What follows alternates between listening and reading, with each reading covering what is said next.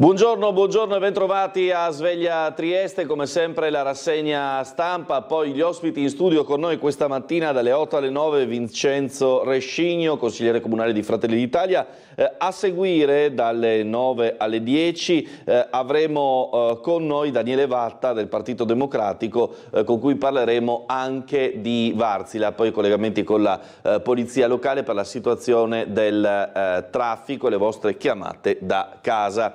Andiamo a vedere subito la prima pagina del quotidiano Il Piccolo, che si dedica chiaramente ampiamente alla giornata di ieri, alla laurea honoris causa consegnata dalle università di Trieste ai due presidenti Mattarella e Pacor. Ieri lunga diretta di Tele4 su questo. Fra l'Italia e la Slovenia infrante tutte le barriere. Mattarella: dopo il confine c'è l'Europa, l'ex capo di Stato di Lubiana, caro amico, mai più odio. Slovenia e Italia sono riuscite a superare la nozione stessa di confine, al suo posto c'è l'Europa. Così il presidente Sergio Mattarella è insignito a Trieste della laurea honoris causa con l'amico ex capo di Stato sloveno Borut Pahor.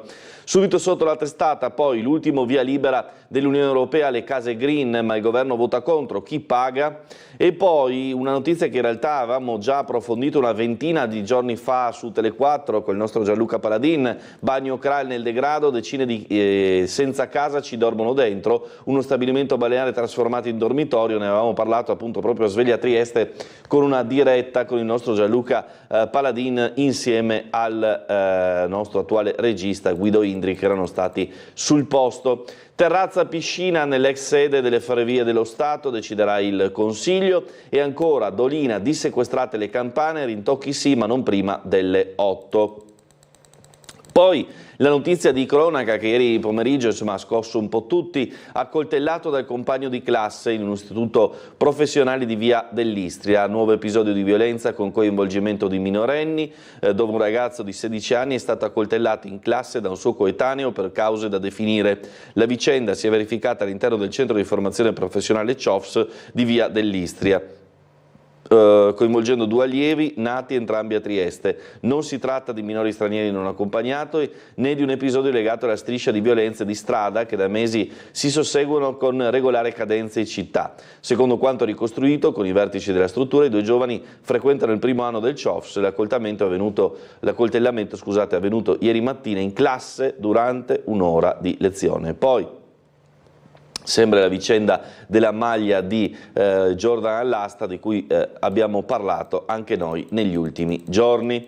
Mattarella: confine addio, c'è l'Europa, il capo dello Stato, barriere infrante tra Slovenia e Italia, un esempio, le diversità sono diventate punto di forza. Il quotidiano Il Piccolo ripercorre i momenti, l'arrivo alla Scala di Piazzale Europa, la cerimonia, poi in toga per le lauree honoris causa. Allora andiamo a ripercorrere anche noi questa giornata attraverso i nostri servizi. Partiamo con quello di Bernardo Gulotta, che ci racconta proprio del momento della consegna delle lauree.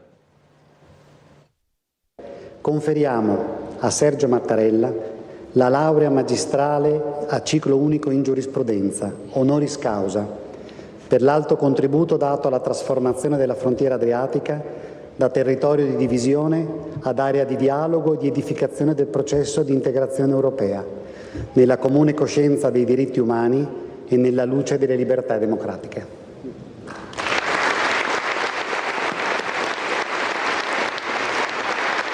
Messaggi di pace, di condivisione, di amicizia e di fratellanza che hanno stretto l'Italia e la Slovenia assieme in un percorso comune, e su questo la volontà di replicare questo messaggio di pace anche ad altri territori oggi in guerra. Questi i termini utilizzati oggi nel corso della cerimonia di conferimento per la laurea honoris causa al Presidente della Repubblica Sergio Mattarella e all'ex Presidente della Repubblica di Slovenia Borut Pahor. La cerimonia ha avuto luogo nella sede dell'Ateneo Triestino nell'anno del centenario dell'Università degli Studi di Trieste, che si è così distinta per essere cerniera fra Italia e Slovenia in un ulteriore evento volto a consolidare i rapporti di amicizia tra i due paesi. Ripudio dell'egoismo nazionalistico e anzi l'aver perseguito una politica di riconciliazione retta sulla creazione e sul consolidamento di spazi e simboli dedicati alla memoria collettiva sono alla base della motivazione del conferimento della laurea. Il mondo ha bisogno di pace, stabilità, progresso e l'Unione Europea è chiamata a dare risposte concrete alle aspirazioni di quei popoli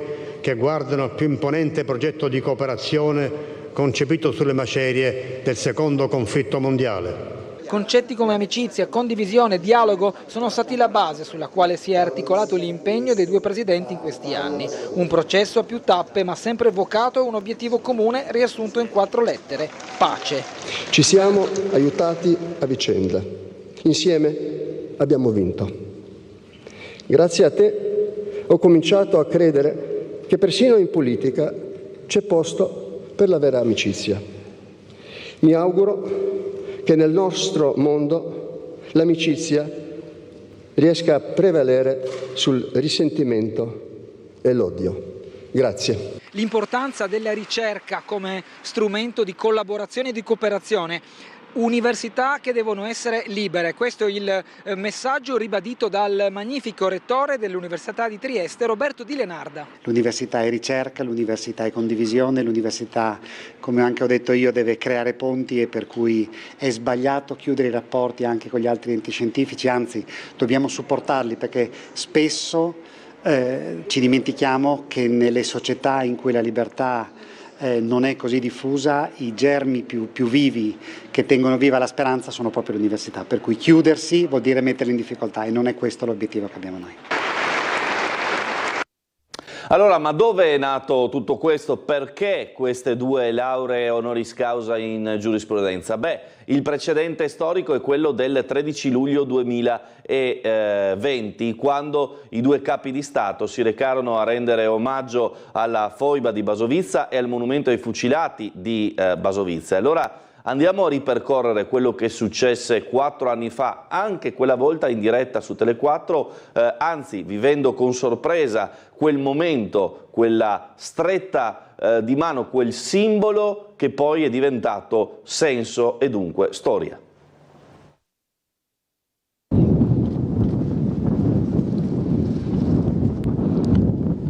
Ecco l'avvicinamento, entrambi a toccare le rispettive bandiere, i rispettivi tricolori apposti su questa corona d'alloro in mezzo ai 2 corazzieri. E poi, se non sbaglio, una stretta di mano, una stretta di mano, una stretta di mano.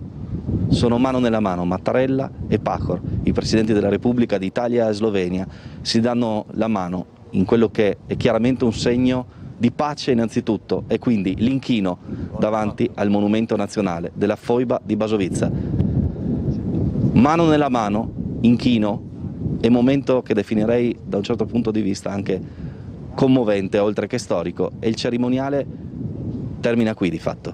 Stanno avvicinando ai corazzieri che hanno con loro, abbasso un po' la voce anche per il rispetto del luogo dove siamo, e ecco qui le fasi più importanti di questa cerimonia, che sarà comunque anche dettata dal minuto di silenzio a cui seguirà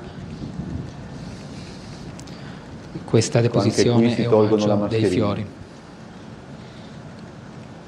Sì, sono senza mascherina, confermo.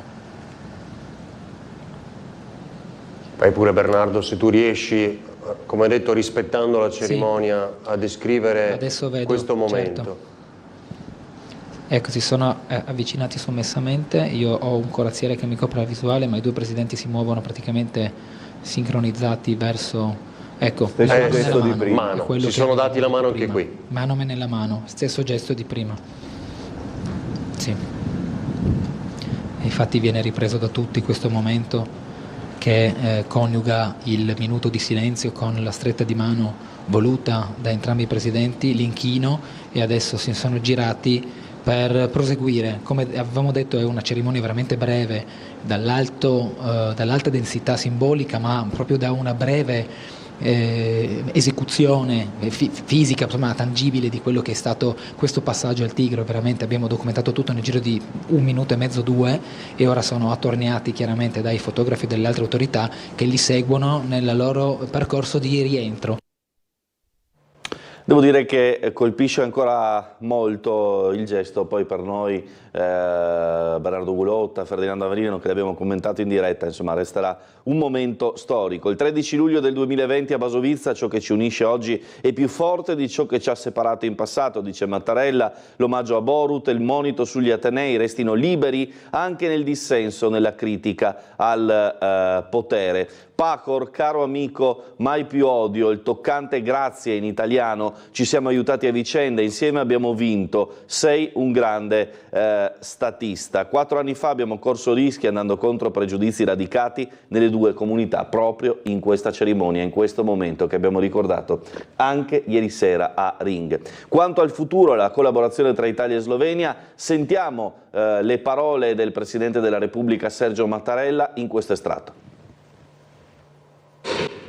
In questi anni Slovenia e Italia hanno sviluppato un dialogo costante e fruttuoso, alimentato dalla consapevolezza che la comune adesione e appartenenza alla Casa Europea e ai valori euroatlantici rappresentino quell'elemento identitario che rafforza nei nostri paesi lo sguardo verso il futuro.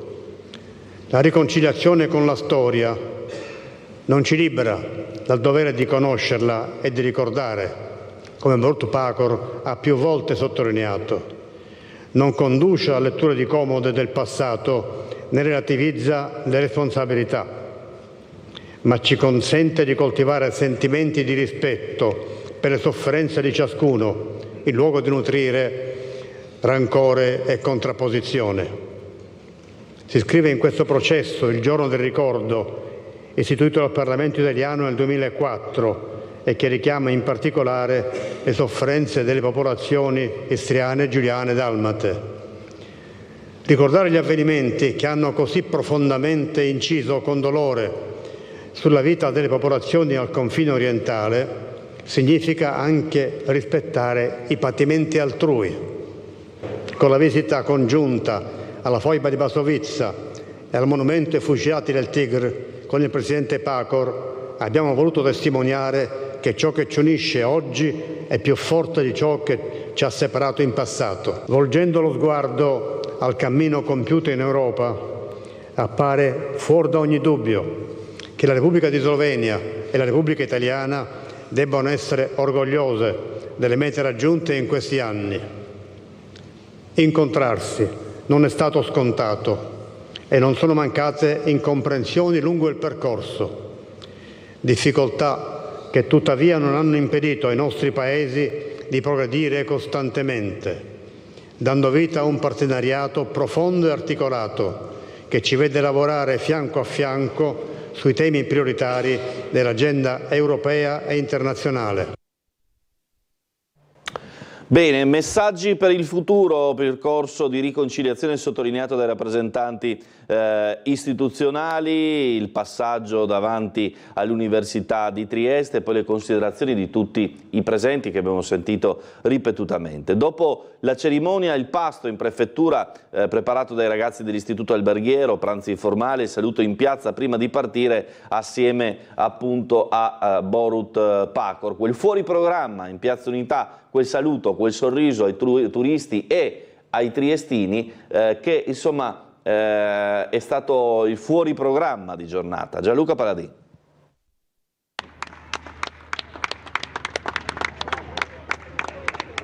Si sono affacciati alla finestra per un saluto ai triestini e ai turisti presenti in Piazza Unità, un piccolo fuoriprogramma che ha regalato un sorriso ai presenti che invocavano il presidente Sergio Mattarella, insieme a lui il già presidente della Repubblica Slovena Borut Pahor. I protagonisti di questa intensa mattinata sono arrivati assieme all'appuntamento nel Palazzo del Governo per il pranzo con il prefetto Pietro Signoriello. È appena arrivato il presidente, le auto dell'ordinanza, la scorta, le auto blu, il Pietro Signoriello, il prefetto di Trieste che come vedete sta aspettando l'ascesa dall'auto del presidente Sergio Mattarella dopo la cerimonia andata in scena all'Università degli Studi di Trieste. Questa è la fase finale dell'arrivo di Mattarella oggi nel capoluogo regionale del Friuli Venezia Giulia, Ako Borut Pahor, ex presidente della Slovenia. E li sentite gli applausi appunto per un momento che possiamo definire storico. Mattarella è sceso dall'auto, così come l'ex presidente Pahor, si stanno per incontrare e stanno già entrando assieme al prefetto Pietro Signoriello dentro il palazzo del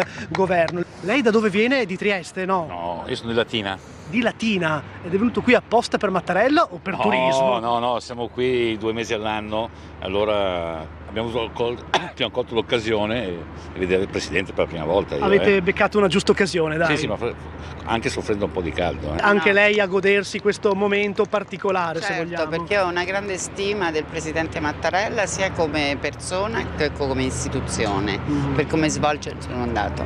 Vi piace Trieste, visto che siete qua e che la vedete? Noi siamo qui 4 mesi l'anno, quindi insomma... Ah, la conoscete bene? Sì, assolutamente. Sì, sapevo che c'era, però eravamo qui di passaggio e ci siamo fermati, ma la curiosità di conoscerlo. E insieme alla sua consorte? Altro. Sì. Eccola qui, buongiorno anche a lei.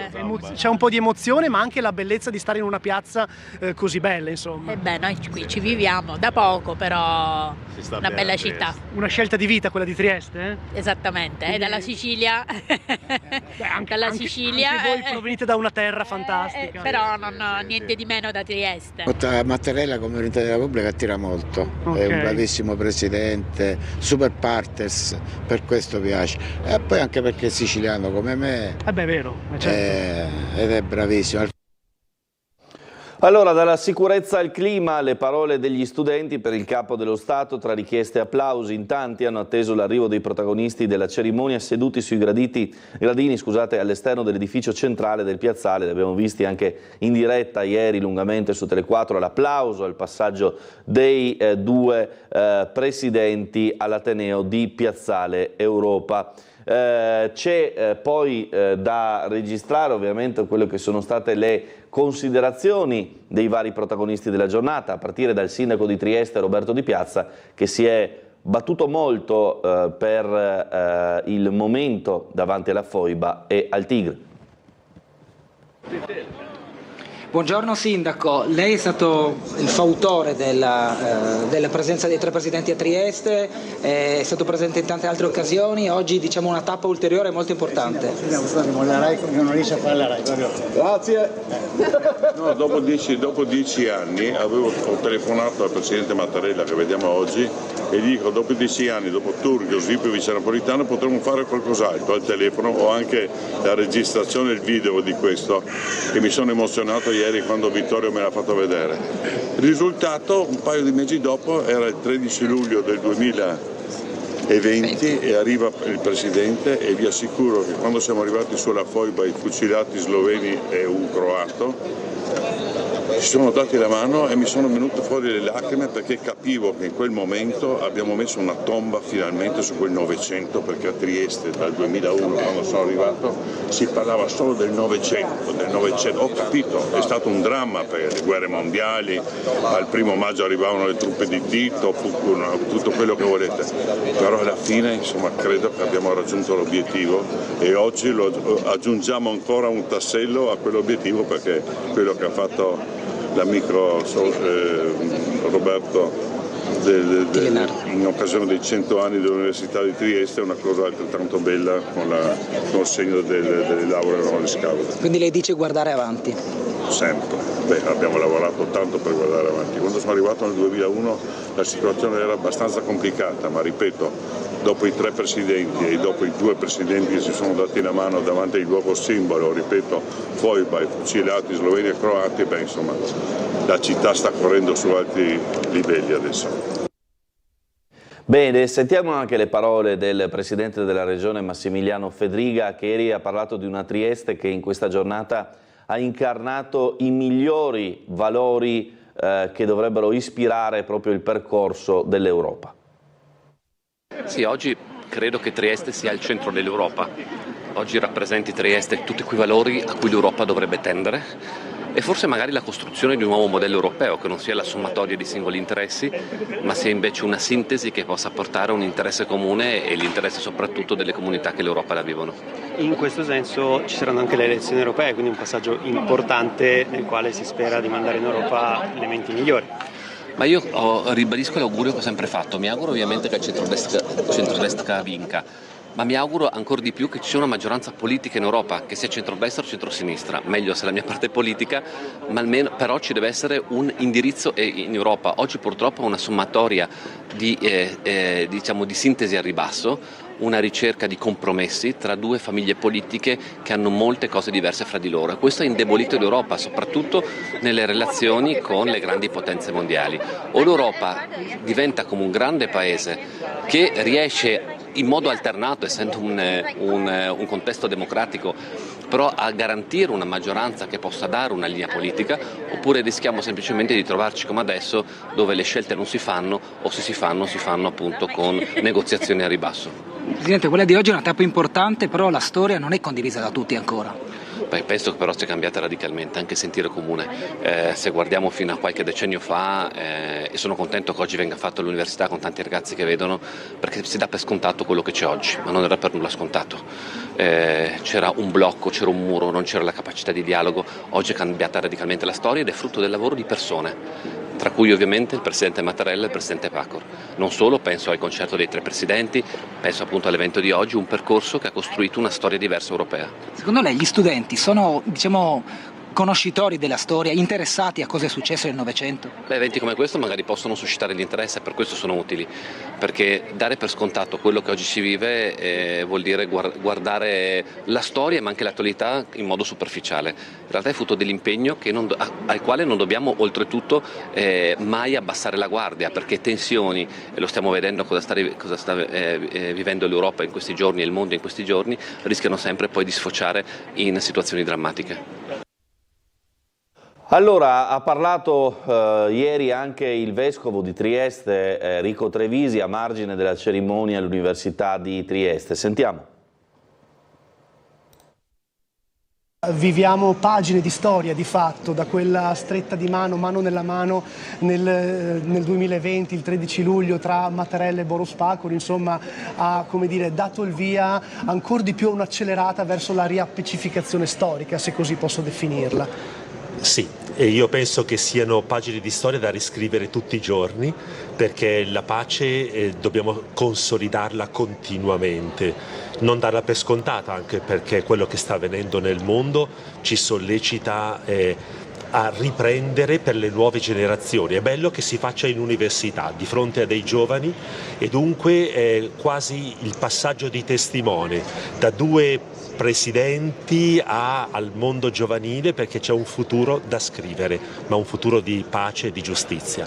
E vorrei dire anche come un ponte verso altre terre che stanno attraversando la guerra, ma che possono intravedere invece anche tra l'Italia e la Slovenia la possibilità di un futuro dove non si è condannati a continuare a farsi la guerra, ma invece a costruire processi di giustizia e di pace. E più volte lei ha richiamato l'attenzione al prossimo, in riferimento anche a chi vive il dramma della rotta balcanica, ma anche in riferimento alle persone che soffrono a Trieste, ai cittadini anche triestini stessi. È un momento difficile economicamente e socialmente, però tutti assieme bisogna andare avanti. Evidentemente la pace riguarda non soltanto i rapporti tra le nazioni e gli stati, ma riguarda invece anche il tessuto della popolazione.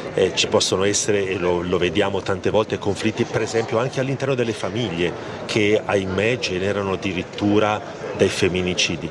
È evidente che il disagio sociale, la mancanza di fiducia nel futuro, dunque un deficit di speranza, continua a denunciare Papa Francesco, ci sollecitano ad essere attenti gli uni agli altri.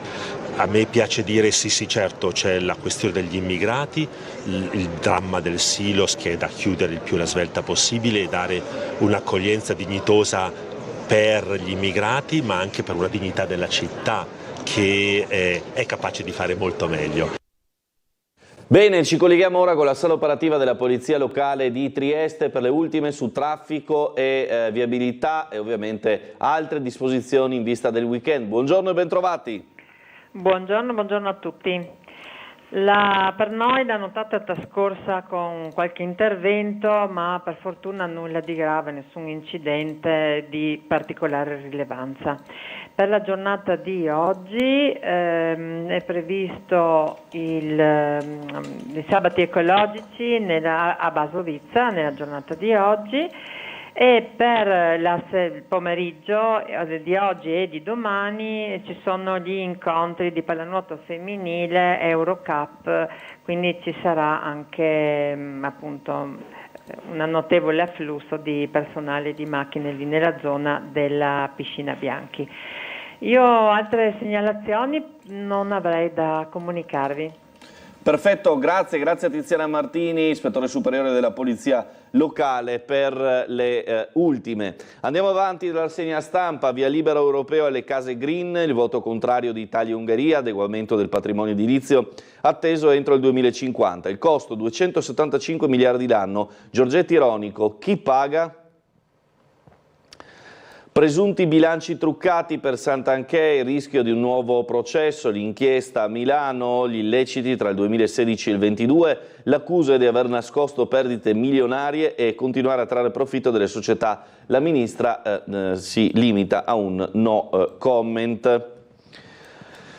La strage di Suviana ha recuperato l'ultimo corpo, 7 i morti nella centrale, trovato Garzillo, consulente napoletano di 68 anni, 3 feriti in condizioni critiche, buio sulle cause del disastro. Probabilmente l'esplosione è partita dall'alternatore. Il sistema di controllo consegnata alla procura la scatola nera, ora scatta l'indagine. Andiamo ancora avanti, allerta massima in Israele per la vendetta dell'Iran, pioggia di 100 droni, credibile e reale, uno scenario che prevede l'attacco imminente. Gli Stati Uniti e l'Europa sconsigliano viaggi nella regione ai cittadini, l'appello del Papa per la pace. Mosca prende di mira gli impianti energetici, ritornano i blackout in Ucraina. Intanto in Germania sono stati arrestati 4 minorenni simpatizzanti dell'ISIS.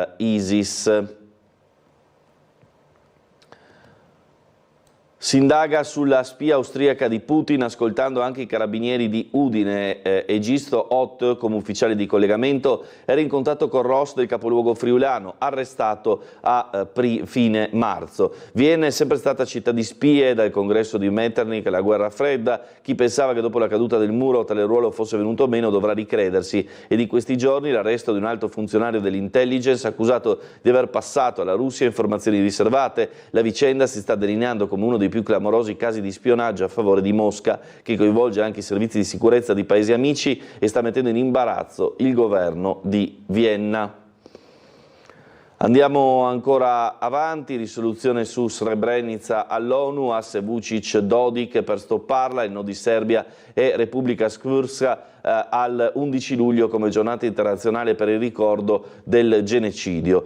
Tensione palpabile che sale giorno dopo giorno e rischio di una gravissima crisi che si profila sempre più concreto all'orizzonte. Il quadro è legato alla risoluzione che, con altra probabilità, a inizio maggio sarà votata dall'Assemblea Generale dell'ONU per rendere l'11 luglio giornata internazionale per il ricordo del genocidio di Srebrenica, una mossa fortemente sostenuta da vittime e sopravvissuti da metà Bosnia, anche da grandi potenze europee come la Francia.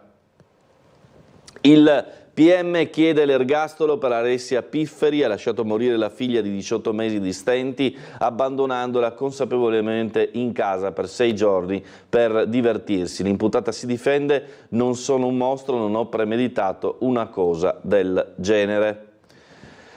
Dalla grappa di famiglia ai software, storie di giovani che fanno impresa, l'evento di Confcommercio Friuli Venezia Giulia, l'appello dal palco, servono più incentivi a chi lancia un'attività, creatività, passione e formazione fondamentali per fare gavetta. Noi ci fermiamo un istante per la pubblicità, ci ritroviamo tra poco con il resto della rassegna stampa. Restate con noi.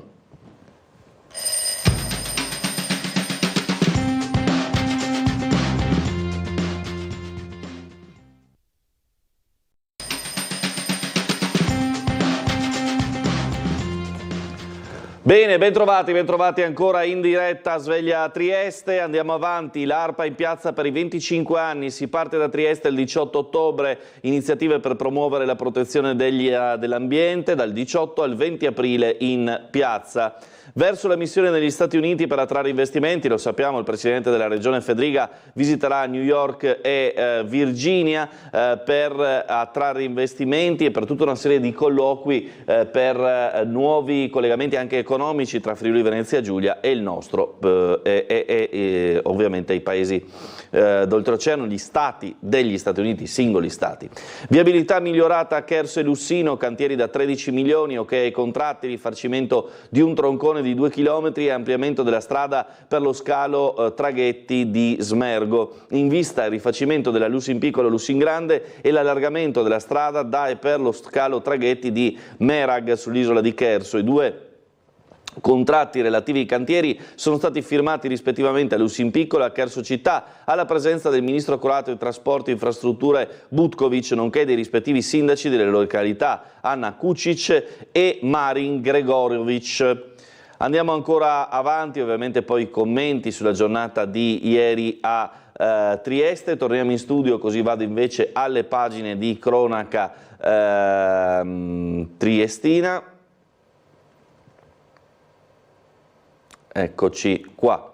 Hotel e terrazza aerea nel palazzo ex Ferrovie dello Stato. L'appello di Holler al Consiglio Comunale. L'imprenditore austro-ungherese ai 40 del municipio, con la vostra guida realizzeremo un progetto solido. Scrive Elisa Coloni, Ivan Holler non demorde e lancia un nuovo appello alla città, nello specifico ai consiglieri comunali, confidando della loro saggezza e lungimiranza affinché valutino con debita attenzione e considerazione il suo progetto in piazza Vittorio Veneto, dove l'imprenditore sta lavorando per trasformare l'ex palazzo delle Ferrovie dello Stato in hotel e appartamenti di pregio. L'immobiliarista austro-ungherese lo fa attraverso una lettera datata 11 aprile inviata agli eletti in Consiglio Comunale per richiamare la loro attenzione e sottolinea la bontà dell'intervento.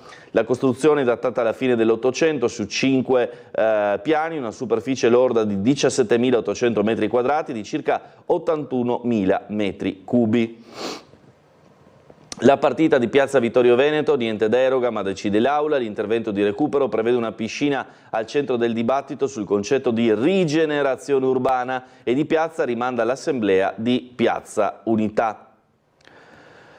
Il bagno del Crare nel degrado, un dormitorio come il Silos. Tele4 ha lanciato l'appello più di una ventina di giorni fa, facendo vedere in diretta con i nostri Gianluca Paladini e Guido Indri proprio le stanze dei profughi al Kral, uno dei virgolette nuovi Silos, e denunciando anche una situazione che vedrà il Kral molto difficilmente poter ripartire in stagione turistica come stabilimento balneare. Torneremo sul posto, torneremo anche al bagno ferroviario che è anch'esso in difficoltà. Trieste in Lambretta festeggi 25 anni con un tour cittadino. E poi la notizia di cronaca del giorno: accoltellato un minorenne a scuola, 2 fendenti del compagno di classe. Il ragazzino colpito alla nuca non è in pericolo di vita, l'aggressore è fermato in un cortile da una religiosa. Il direttore del centro: non c'entrano nulla con i gruppi violenti, un caso di fragilità, dice Gianluca Paladini. Accoltellato alle spalle, quei fendenti la vittima non se li aspettava. La lama ha raggiunto prima il collo, sotto la nuca, poi la parte alta della spalla destra, quella la ferita più profonda. Immediato il ricovero all'ospedale di Cattinara. Fortunatamente il ragazzo non è in pericolo di vita, ma poteva andare molto peggio. Accoltellamento a scuola in tarda mattinata in un istituto professionale di San Giacomo. Un ragazzino di 15 anni, la vittima dell'episodio. A colpirlo con un taglierino un coetaneo, suo compagno di classe.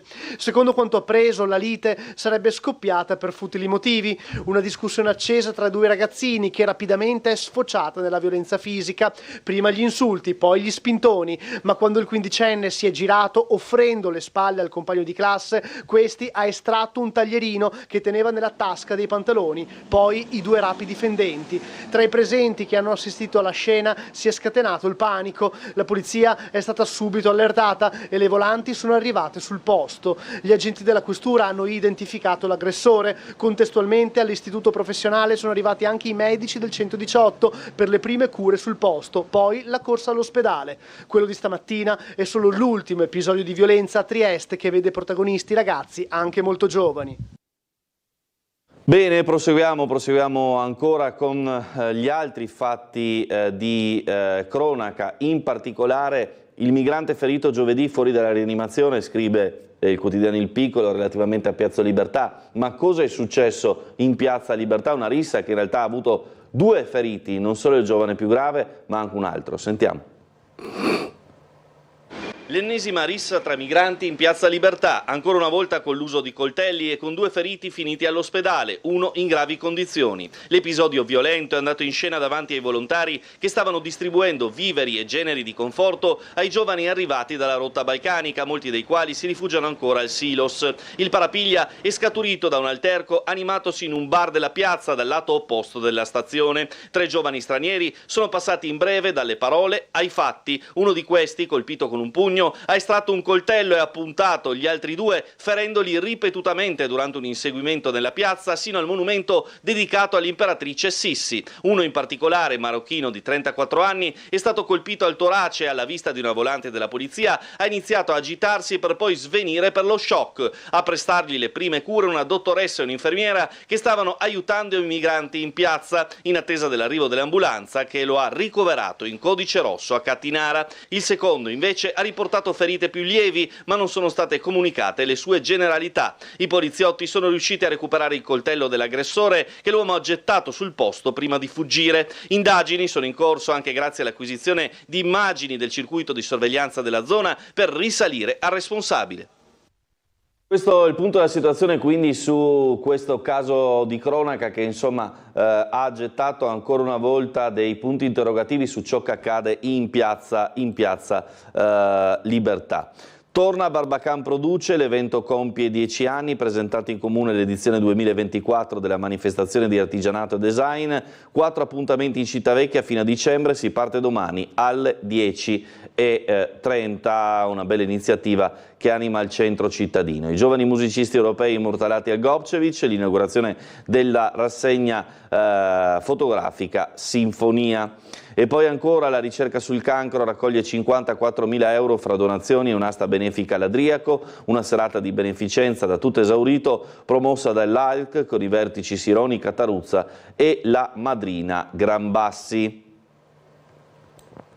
Case ATER di Valmaura ripulite dai residenti, ma nella notte ignoti scaricano immondizie. Vanificato il lavoro fatto da cittadini, istituzioni e associazioni, il presidente Novacco, scene desolanti e molto sospette. Ne parleremo anche nel nostro telegiornale di oggi. Dissequestrate dopo 2 anni le campane di Sant'Ulderico, imposto che San Dorligo della Valle non comincino a suonare prima delle 8, nel resto della giornata vale invece il regolamento emesso dal vescovo Trevisi. Diventa centro museale Domus Domini Episcopi, edificio risalente al 1200,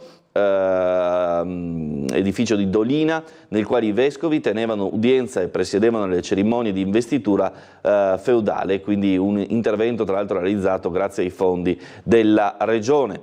Borgo San Cristoforo riapre la viabilità solo fino a domenica. Da lunedì riprendono i lavori con la berlinese posizionata che dureranno 5 giorni, dalla sera di venerdì 19 dovrebbero cessare i limiti. Aperta nel tardo pomeriggio ma solo per questo fine settimana la viabilità a Borgo San Cristoforo, da lunedì prossimo fino a venerdì 19 i lavori stradali riprenderanno ogni giorno dalle 8:30 alle 17:30. Rientriamo un attimo in studio per andare anche alle pagine sportive che ci portano un weekend quanto mai ricco, intenso, che poi noi commenteremo al Caffè dello Sport lunedì sera alle 21:10 su Tele4, weekend che ha in primo piano la pallanuoto. Perché? Perché c'è l'Eurocup femminile, Orchetta La Bianchi oggi contro il Dezzani, in palio la finalissima.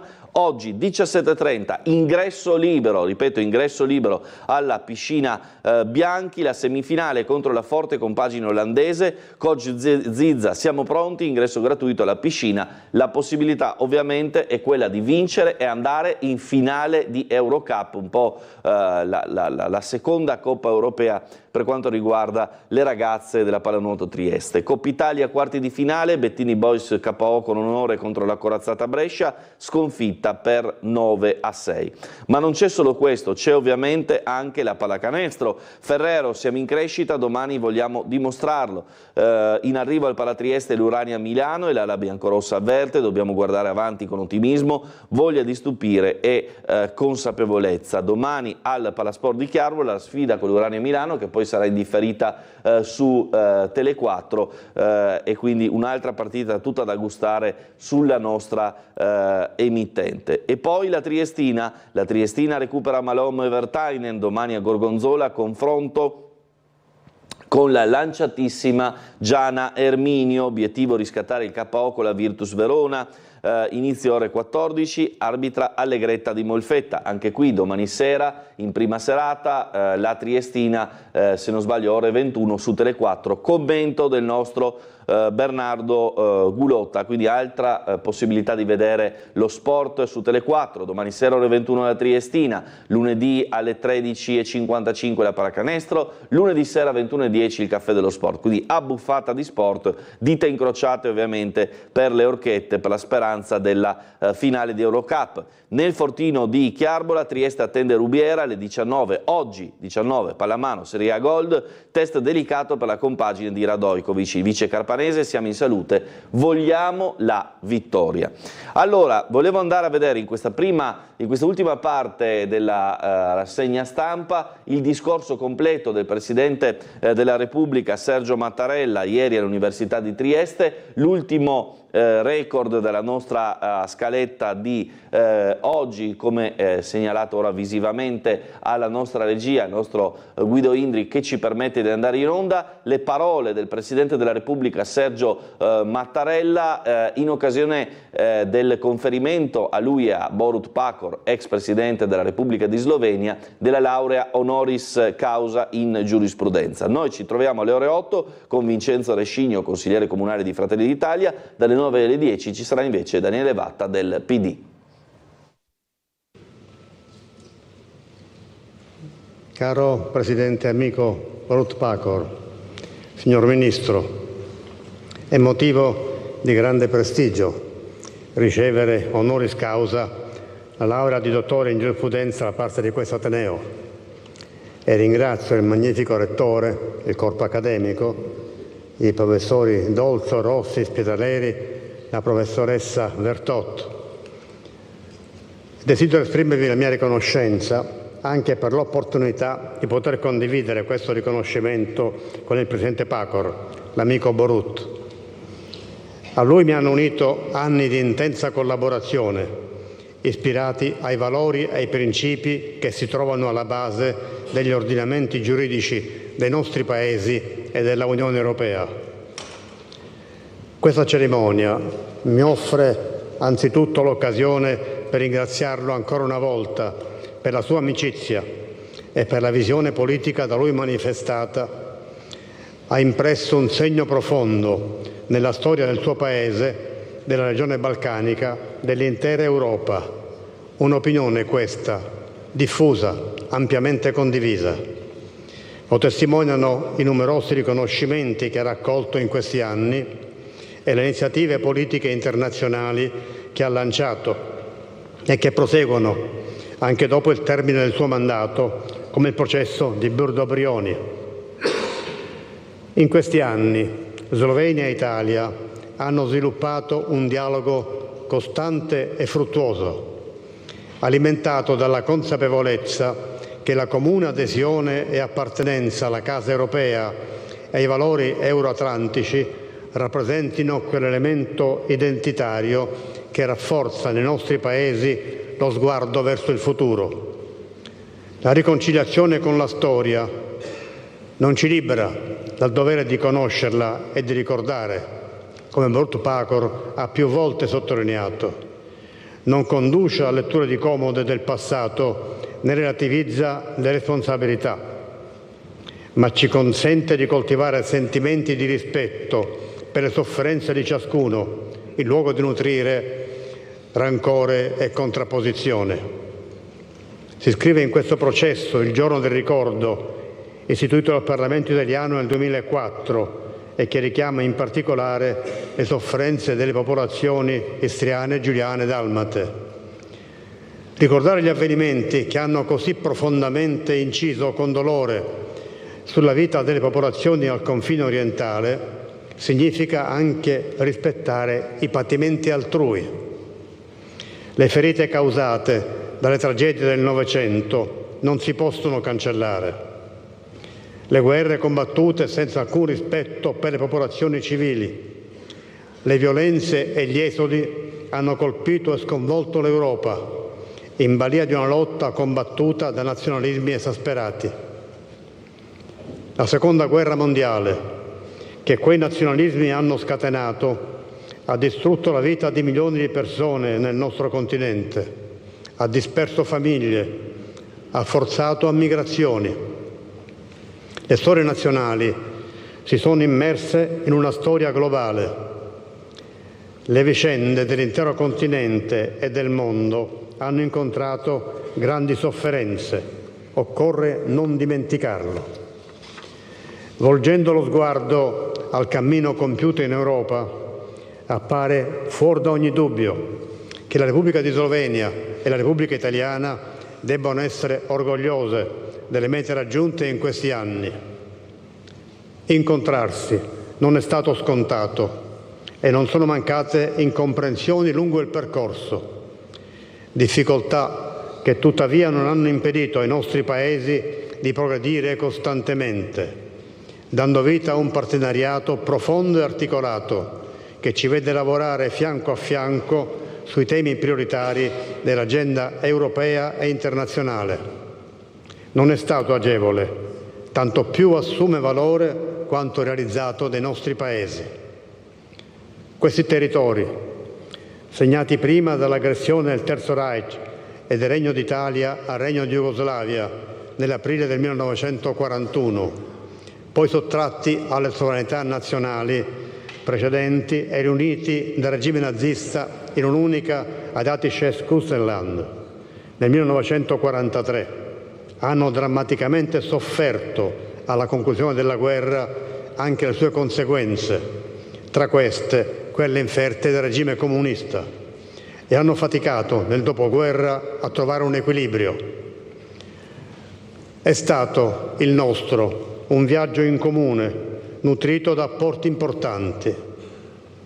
La storica visita a Lubiana del Presidente della Repubblica Cossiga, primo capo di Stato straniero a recarsi in Slovenia indipendente, il 17 gennaio 1992, e l'adozione della dichiarazione congiunta sulla instaurazione delle relazioni diplomatiche tra la Repubblica di Slovenia e la Repubblica Italiana hanno dischiuso le porte al dialogo, sottolineando fin dall'inizio la comune volontà di lavorare assieme per una nuova Europa fondata su democrazia, pace e unità. Tra pochi giorni verranno celebrati i 20 anni dell'ingresso della Slovenia nella Unione Europea, per il quale non fu indifferente il confronto sviluppatosi tra Lubiana e Roma. La volontà dell'Europa di liberarsi del retaggio del passato, che l'aveva vista teatro di guerre di potenza, aveva trovato momenti significativi nei due passaggi storici dell'atto finale di Helsinki nel 1975 e della Carta di Parigi nel 1990, redatta nell'ambito del processo della Conferenza di sicurezza e cooperazione europea e che prendeva atto della fine della guerra fredda. Leggiamo dall'incipit di questo secondo documento, sottoscritto da 35 Paesi partecipanti. L'era della contrapposizione e della divisione dell'Europa è terminata. Dichiariamo che per l'avvenire le nostre relazioni saranno basate sul rispetto e sulla cooperazione. E ancora, è questo il momento di realizzare le speranze e le aspettative nutrite dai nostri popoli per decenni, l'impegno costante per una democrazia basata sui diritti dell'uomo e sulle libertà fondamentali, la prosperità attraverso la libertà economica e la giustizia sociale, nonché un'uguale sicurezza per tutti i nostri Paesi. A confronto con quanto accade da oltre 2 anni, è amaramente lecito chiedersi come sia stato possibile dimenticarlo.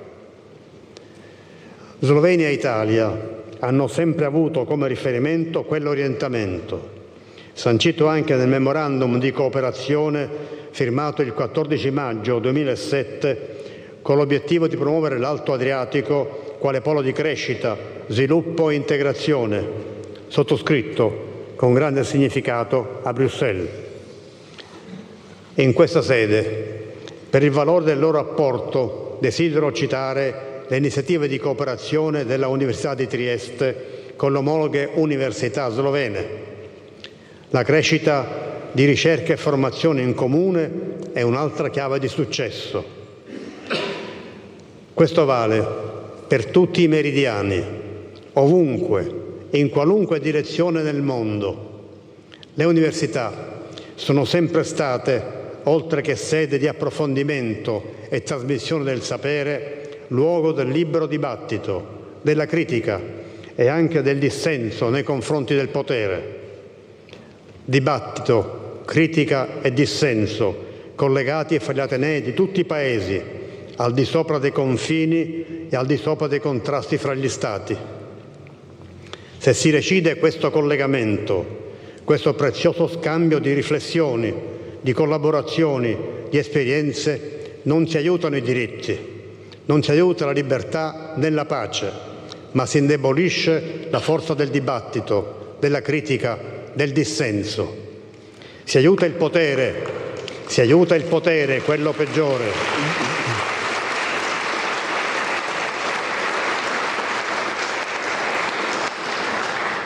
Si aiuta il potere, quello peggiore, che ha sempre cercato di tenere isolate le università del proprio paese, di impedirne il collegamento con quelle oltre confine. Tra le tappe che hanno scandito la crescita dei rapporti in questa regione, vorrei richiamare quella che vide protagonista Trieste con il Concerto dell'Amicizia, tenutosi il 13 luglio 2010 alla presenza dei capi di Stato di Slovenia, Croazia e Italia.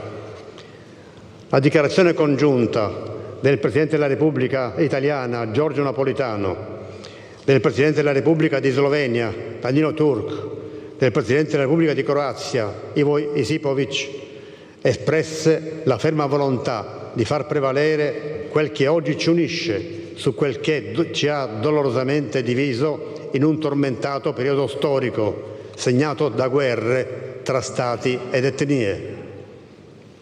10 anni dopo, con la visita congiunta alla foiba di Basovizza e al monumento ai fucilati del Tigre con il presidente Pahor, abbiamo voluto testimoniare che ciò che ci unisce oggi è più forte di ciò che ci ha separato in passato e che insieme sappiamo commemorare le vittime di quegli anni sanguinosi. Ci sono luoghi che nella storia assurgono emblemi. La restituzione del palazzo del Narodni Dom alle associazioni della minoranza slovena in Friuli Venezia Giulia, sancita in occasione del 100° anniversario del suo incendio, e ringrazio questa università per il contributo rilevante arrecatovi, rappresenta la presa d'atto di una maturazione in una giornata storica, come la definì il presidente Pahor, che afferma altresì il reciproco impegno per la tutela e la promozione delle minoranze, in ossequio, per quanto ci riguarda, alla nostra Costituzione e alla Carta europea dei diritti fondamentali. Del resto, si consideri che la somma delle minoranze all'interno dei paesi dell'Unione Europea supera l'ampio numero di 50 milioni di concittadini europei. Lungo il percorso compiuto in questi 30 anni, Slovenia e Italia hanno saputo abbattere barriere e ostacoli, riuscendo a superare la nozione stessa di confine. Al suo posto c'è l'Europa, spazio comune di integrazione, di dialogo, di promozione dei diritti, di una cultura condivisa che si nutre delle diversità e ne fa punto di forza. Con la designazione congiunta di Nova Gorica e Gorizia quale capitale europea della cultura del 2025 è stata scritta una nuova e importante pagina della nostra storia. Con il Presidente Pacor abbiamo celebrato questo traguardo visitandole assieme nell'ottobre del 21. Quella piazza, che fu posto di frontiera, raffigura il confine anche grazie allo spazio Schengen quale luogo di incontro e di unione. Mi auguro che questa esperienza possa essere di ispirazione per altri territori transfrontalieri nel continente europeo, dove il concetto di confine è tuttora vissuto in modo conflittuale come elemento di discriminazione. L'integrazione slovena nelle istituzioni europee è stato un evento di successo straordinario. Nell'arco di una generazione, Lubiana ha compiuto un percorso che oggi la fa sedere con autorevolezza nel Consiglio di sicurezza delle Nazioni Unite. Il suo esempio costituisce riferimento per i paesi oggi candidati all'ingresso nella Unione Europea. Le dinamiche geopolitiche in Europa hanno conferito slancio rinnovato al processo di completamento dell'Unione. Il progetto europeo è più che mai imprescindibile e urgente, alla luce anche della brutale e ingiustificabile aggressione della Federazione Russa ai danni dell'Ucraina. Ciò vale non soltanto nei confronti di Ucraina, Moldova e Georgia, ma soprattutto dei paesi dei Balcani occidentali, che oltre 20 anni addietro hanno iniziato questo impegnativo percorso di integrazione. Il mondo ha bisogno di pace, stabilità, progresso e l'Unione Europea è chiamata a dare risposte concrete alle aspirazioni di quei popoli che guardano al più imponente progetto di cooperazione concepito sulle macerie del secondo conflitto mondiale. La strada percorsa da Slovenia a Italia in questi 30 anni dimostra come il processo di conciliazione, il ritrovarsi su un percorso comune possa trovare una ricomposizione più efficace all'interno della famiglia europea, attraverso il consolidamento della fiducia reciproca, generata dalla comune esperienza che si sviluppa all'interno delle istituzioni europee. È in seno ad esse, nel lavoro fianco a fianco, che i nostri popoli accrescono il senso di comunanza di obiettivi, di appartenenza.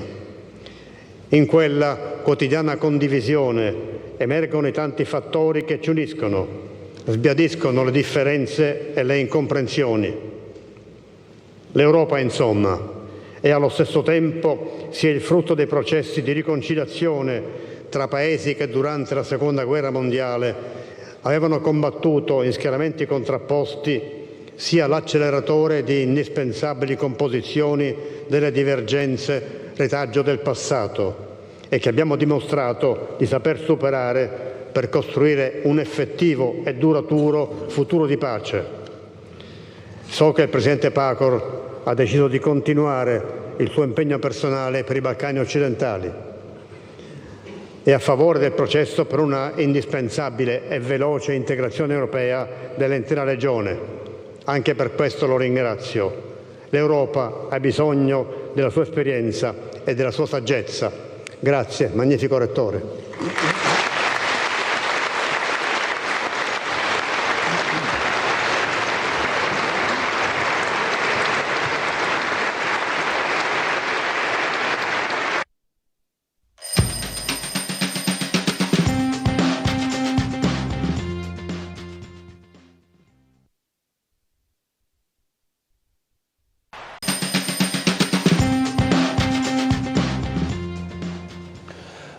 Bentrovati ancora su Tele4 con noi Vincenzo Rescigno di Fratelli d'Italia, buongiorno e ben trovato in onda. Grazie per l'invito, buongiorno a tutti. Allora Rescigno, abbiamo rivisto anche questa mattina i servizi, la rassegna stampa del quotidiano Il Piccolo su quella che è stata una giornata storica, quella di ieri, la laurea honoris causa ai due presidenti, protagonisti di quel passaggio storico, di quella stretta di mani alla foiba e al monumento ai fucilati sloveni. Era il 13 luglio 2020, ieri si è chiuso un po' un cerchio 4 anni dopo. Certo, il Presidente della Repubblica ha fatto un discorso rassicurante, solenne, è saggio ovviamente, ha percorso un tracciato che noi tutti conosciamo, quindi è l'obiettivo che ci avevamo preposto, noi italiani ma anche la Slovenia ovviamente, per cancellare il passato. Io credo che siano stati infrante tutte quelle barriere che c'erano fra noi e la Slovenia, quindi viaggeremo a pari passo per il prossimo futuro. Però anche che la Slovenia è un paese che ha fatto dei passi da giganti in avanti, se pensiamo a com'era ai tempi di Tito, e però anche che sono 2 milioni di abitanti, l'Italia 60 milioni, quindi per arrivare a certi livelli abbiamo lavorato per tanti decenni. Comunque la pace è chiara che è stata raggiunta, impensabile fino a 30 anni fa. Certi risultati non potevano esserci nel nostro paese, però siamo tutti contenti. Ha fatto un discorso, ripeto, solenne, che ha fatto anche riflettere ognuno di noi, ed io per prima ho fatto le mie analisi e siamo arrivati a un traguardo, diciamo, piano piano è stato costruito un quadro generale che ci rassicura tutti quanti, e quindi evviva il futuro. Abbiamo una telefonata, la sentiamo, pronto? Pronto, buona giornata, soleggiata caporedattore Marco Stabile. Buondì. Grazie per la bella diretta di ieri con il Capo dello Stato. Mi permetta, volevo fare i migliori auguri al mitico Toio che è andato in pensione. Saluto il consigliere a me caro Vincenzo Lescino, sono Buongiorno. Claudio Visentini. Buongiorno. Buongiorno. Saluti Graziella. Desideravo fare alcune domande. La prima.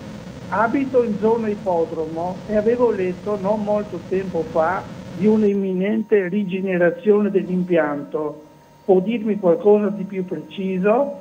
Poi, cosa si prevede per la nostra gru denominata Ursus? Potrebbe essere un giorno un'attrazione per Trieste. Infine, ho letto sul piccolo che Trieste dal 24 al 26 maggio accoglierà migliaia di italiani per il raduno nazionale dei fanti. Sì. So che lei si è occupato direttamente, cosa ci può dire? Chiudo dicendo che porto i cari saluti di 2 telespettatori di Sveglia Trieste, la signora Tullia e il marito Ennio. Grazie per le risposte e buon lavoro. Grazie della sua chiamata. Prego Lescigno. Allora, iniziamo col dire che per l'ippodromo, allora l'ippodromo sorge su un'area di 85.000 metri quadrati, è di proprietà comunale, attualmente in concessione al Nord-Est Ippodromi.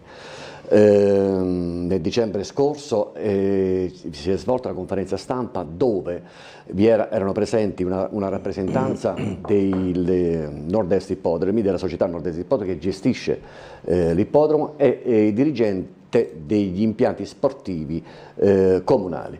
E da quella riunione è nato che l'ippodromo non sarà più un sito dove si parla e si svolgono gare di cavalli, quindi, ma diverrà anche un centro sportivo. Quindi all'interno di quel sito ci saranno attrezzi ginnici, ginnastica, campi da padel, ristorazione ed eventi. Per quanto riguarda gli eventi, proprio questa sera doveva esserci un grande evento dei soliti un noto complesso triestino che interpreta le canzoni dei Pooh, e mi ero prenotato, l'evento è stato annullato perché per l'indisponibilità di uno di loro, che saluto l'indisposto, ovvero Emilio, e auguro pronta guarigione. Ecco, quindi questo evento che ci tenevo tantissimo è saltato. Comunque l'obiettivo è quello di far restare aperto a disposizione dei cittadini l'ippodromo 365 giorni all'anno. Ricordo che diciamo, al lavoro ultimato, nel senso che quando avrà preso strutturalmente il via l'ippodromo, che si incastra in un sito molto importante, ad esempio è vicinissimo ai musei di Via Cumano, è vicinissimo all'ex Fiera, che diverrà quanto prima, speriamo, un mega centro commerciale, ma non tanto mega centro commerciale, ma una cittadella commerciale. Poi c'è la piazza, anche là è previsto una rigenerazione di quella piazza, comunque si incastra bene. Poi c'è l'ex caserma di Via Rossetti e altre attrazioni. Poi per quanto riguarda l'Ursus, bene, quella famosa gru, ogni volta che la vedo mi ricorda il Titanic, la famosa nave, perché ho visto un documentario e la costruzione di quella nave, ma anche altre della stessa stazza, è stata costruita grazie anche all'opera di gru uguali a quelle che abbiamo noi, ovvero l'Ursus. Chiaramente con passati gli anni, sono passati oltre 100 anni dalla costruzione, l'Ursus è stato portato a terra perché cominciava a presentare delle falle e quindi poteva essere pericoloso, nel senso che poteva affondare. Quindi per prudenza, per iniziare i lavori quanto prima, si è portata su terra. Comunque l'Ursus è di proprietà dell'autorità portuale e non è solo un reperto storico questa gru, ma è un'attrazione, potrebbe diventare un'attrazione sia locale che nazionale. Io immagino questo strumento, questo grande attrezzo rigenerato e in bella mostra magari in Porto Vecchio, dove si riesce a vederla da lontano, e quindi un'attrazione, direi, potrebbe essere addirittura nazionale. Trieste sarebbe riconosciuta anche per questo. E la Regione chiaramente ha promesso di valorizzare e di dare fondi per la rigenerazione di quella gru. Poi l'altra, per quanto riguarda il raduno, certo ci sarà un raduno dal 24 al 26 maggio, di cui io sono uno degli organizzatori.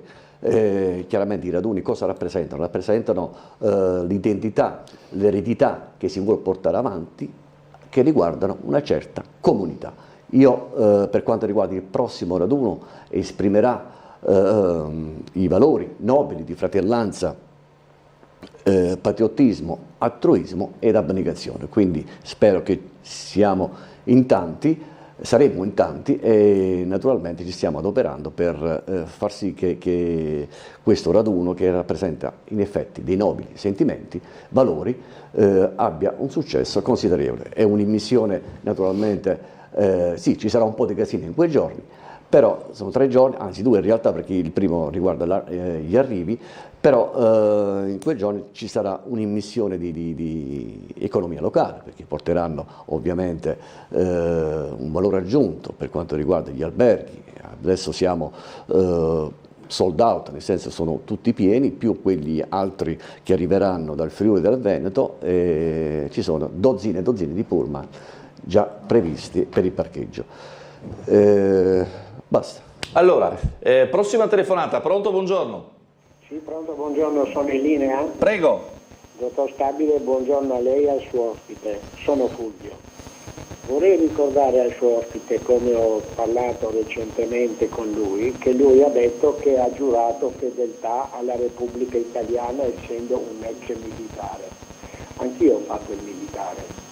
E giurando di essere fedeli alla Repubblica Italiana si anche giura di osservarne le leggi e la Costituzione.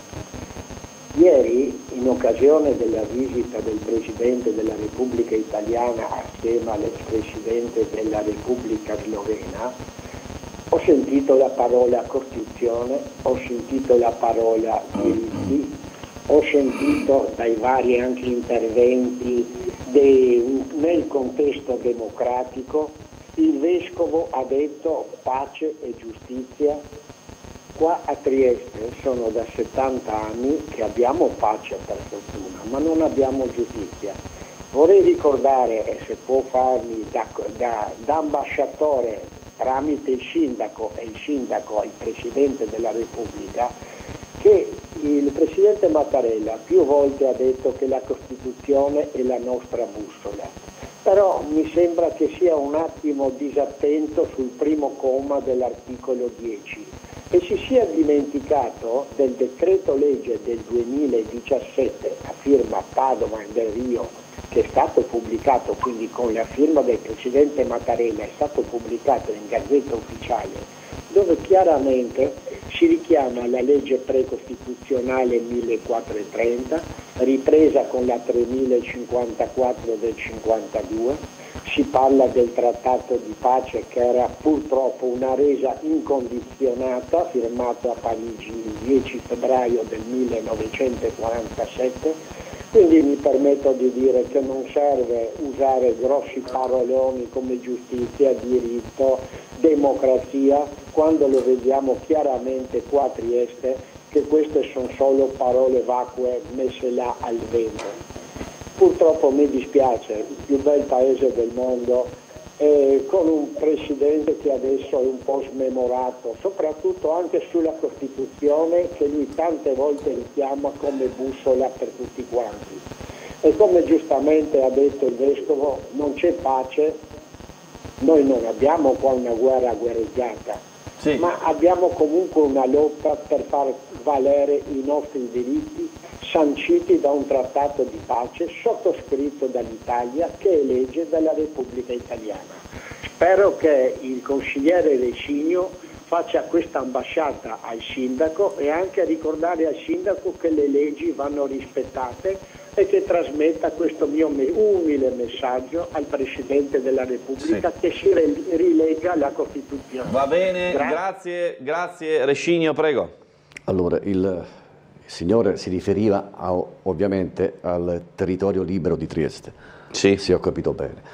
Già abbiamo affrontato questo quesito, mi pare qualche mese fa, e in effetti è giusto quello che dice il Trattato di pace di Parigi e tante altre cose, però non deve omettere alcuni passaggi importanti. Per fortuna ho qua dei riferimenti.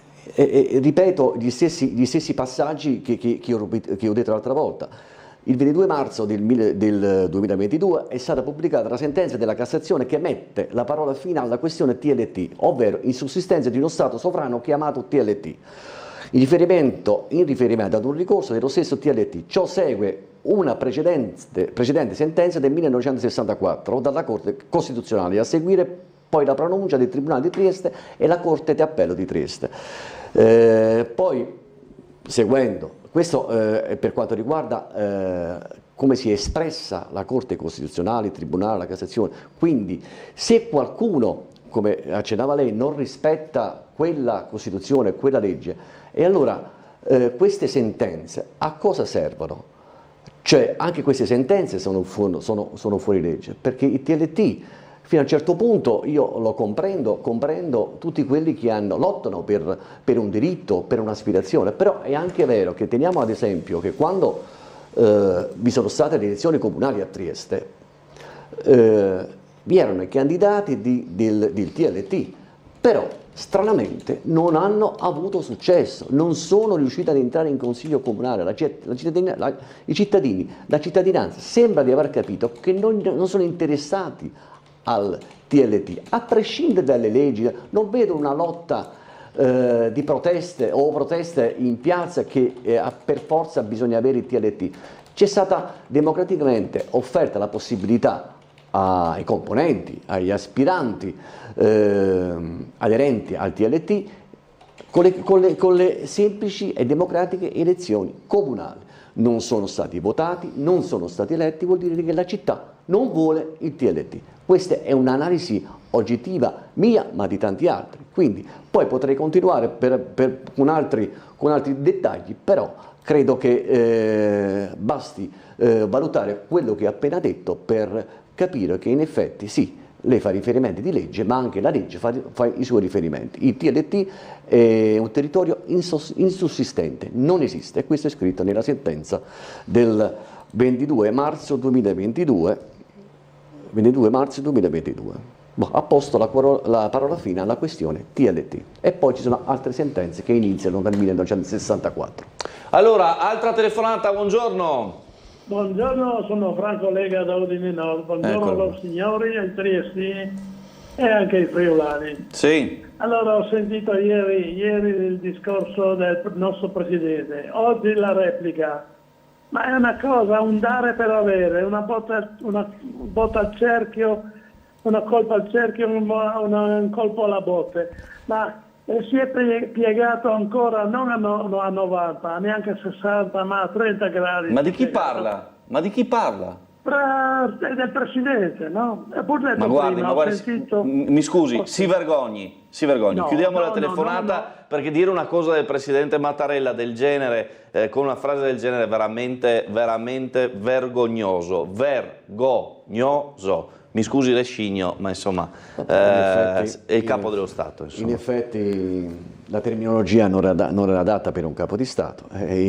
Se cercare la pace e il benessere di noi tutti significa piegarsi a determinati gradi, bene, mi piegherei anch'io per raggiungere gli obiettivi che tanto desideriamo, a iniziare dalla Russia, da Israele, dalla Striscia di Gaza, eccetera, eccetera.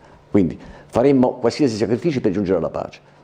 Allora andiamo avanti, aggiungerei grazie a Dio, con anche una serie di mail. Questa notte è successo un problema molto preoccupante, ringrazio le forze dell'ordine che lottano giorno e notte contro la criminalità. Ricordiamo che anche loro hanno dei familiari a casa che gli aspettano come dire, dico questo perché ci sono stati tutta una serie di casi, dall'accoltellamento in Piazza Libertà a quello invece a scuola in un istituto professionale. Andiamo a vedere quello che è successo in Piazza Libertà, in particolare la rissa con 2 feriti, con il nostro servizio del telegiornale di ieri, e poi lo commentiamo insieme con il nostro Vincenzo Rescigno. L'ennesima rissa tra migranti in Piazza Libertà, ancora una volta con l'uso di coltelli e con 2 feriti finiti all'ospedale, uno in gravi condizioni. L'episodio violento è andato in scena davanti ai volontari che stavano distribuendo viveri e generi di conforto ai giovani arrivati dalla rotta balcanica, molti dei quali si rifugiano ancora al Silos. Il parapiglia è scaturito da un alterco animatosi in un bar della piazza dal lato opposto della stazione. 3 giovani stranieri sono passati in breve dalle parole ai fatti. Uno di questi, colpito con un pugno, ha estratto un coltello e ha puntato gli altri 2, ferendoli ripetutamente durante un inseguimento nella piazza sino al monumento dedicato all'imperatrice Sissi. Uno in particolare, marocchino di 34 anni, è stato colpito al torace e alla vista di una volante della polizia ha iniziato a agitarsi per poi svenire per lo shock. A prestargli le prime cure una dottoressa e un'infermiera che stavano aiutando i migranti in piazza in attesa dell'arrivo dell'ambulanza che lo ha ricoverato in codice rosso a Cattinara. Il secondo invece ha riportato ferite più lievi, ma non sono state comunicate le sue generalità. I poliziotti sono riusciti a recuperare il coltello dell'aggressore che l'uomo ha gettato sul posto prima di fuggire. Indagini sono in corso anche grazie all'acquisizione di immagini del circuito di sorveglianza della zona per risalire al responsabile. Allora, questa è un po' la situazione che si ripete, è inutile dirlo perché sono episodi ripetuti in Piazza Libertà, in altri punti del centro di Trieste, e insomma è inutile dire, negli ultimi mesi c'è una crescita di questi fenomeni, Rescigno. Certo, allora il problema nasce a monte, nel senso che ogni volta, adesso mi vengono in mente, quando noi sentiamo, già l'ho detto altre volte, quando noi sentiamo le sirene delle auto delle forze dell'ordine, quasi sempre riguarda tra l'80 e il 90%, si tratta di stranieri. Purtroppo l'immigrazione e la sicurezza sono due parole che si interconnettono direttamente tra loro. Hai più immigrazione, meno sicurezza. Hai buona immigrazione e hai comunque una sicurezza altrettanto buona. Io credo che in Italia debbano arrivare persone che si attengono alle nostre leggi.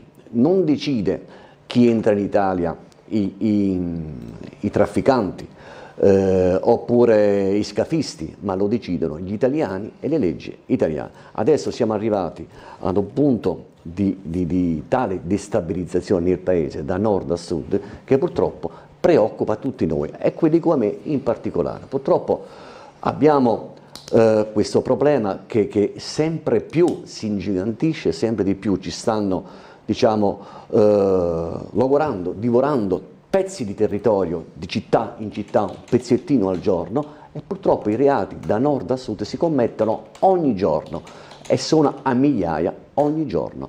Quindi questi giovani, che chiaramente sono in uno stato di ozio, arrivano, formano delle masse, poi formano dei presidi e vanno a presidiare diverse strade, diverse piazze, e quindi tanti luoghi in città sono diventati che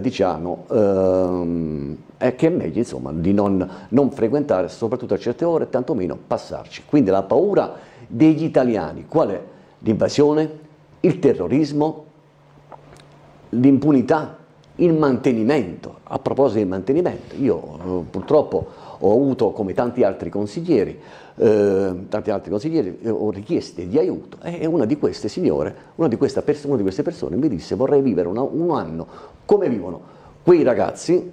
C'era un gruppo di immigrati che passavano in Piazza Unità con zainetto, che andavano a passeggiare. Questa in grave difficoltà, quella parola che mi offrì, che mi fece riflettere, quando mi disse: vorrei vivere un anno come loro senza togliere niente a loro. Questo fa riflettere, però l'importante è anche la sicurezza. La sicurezza è il problema fondamentale. Chiaramente se uno di questi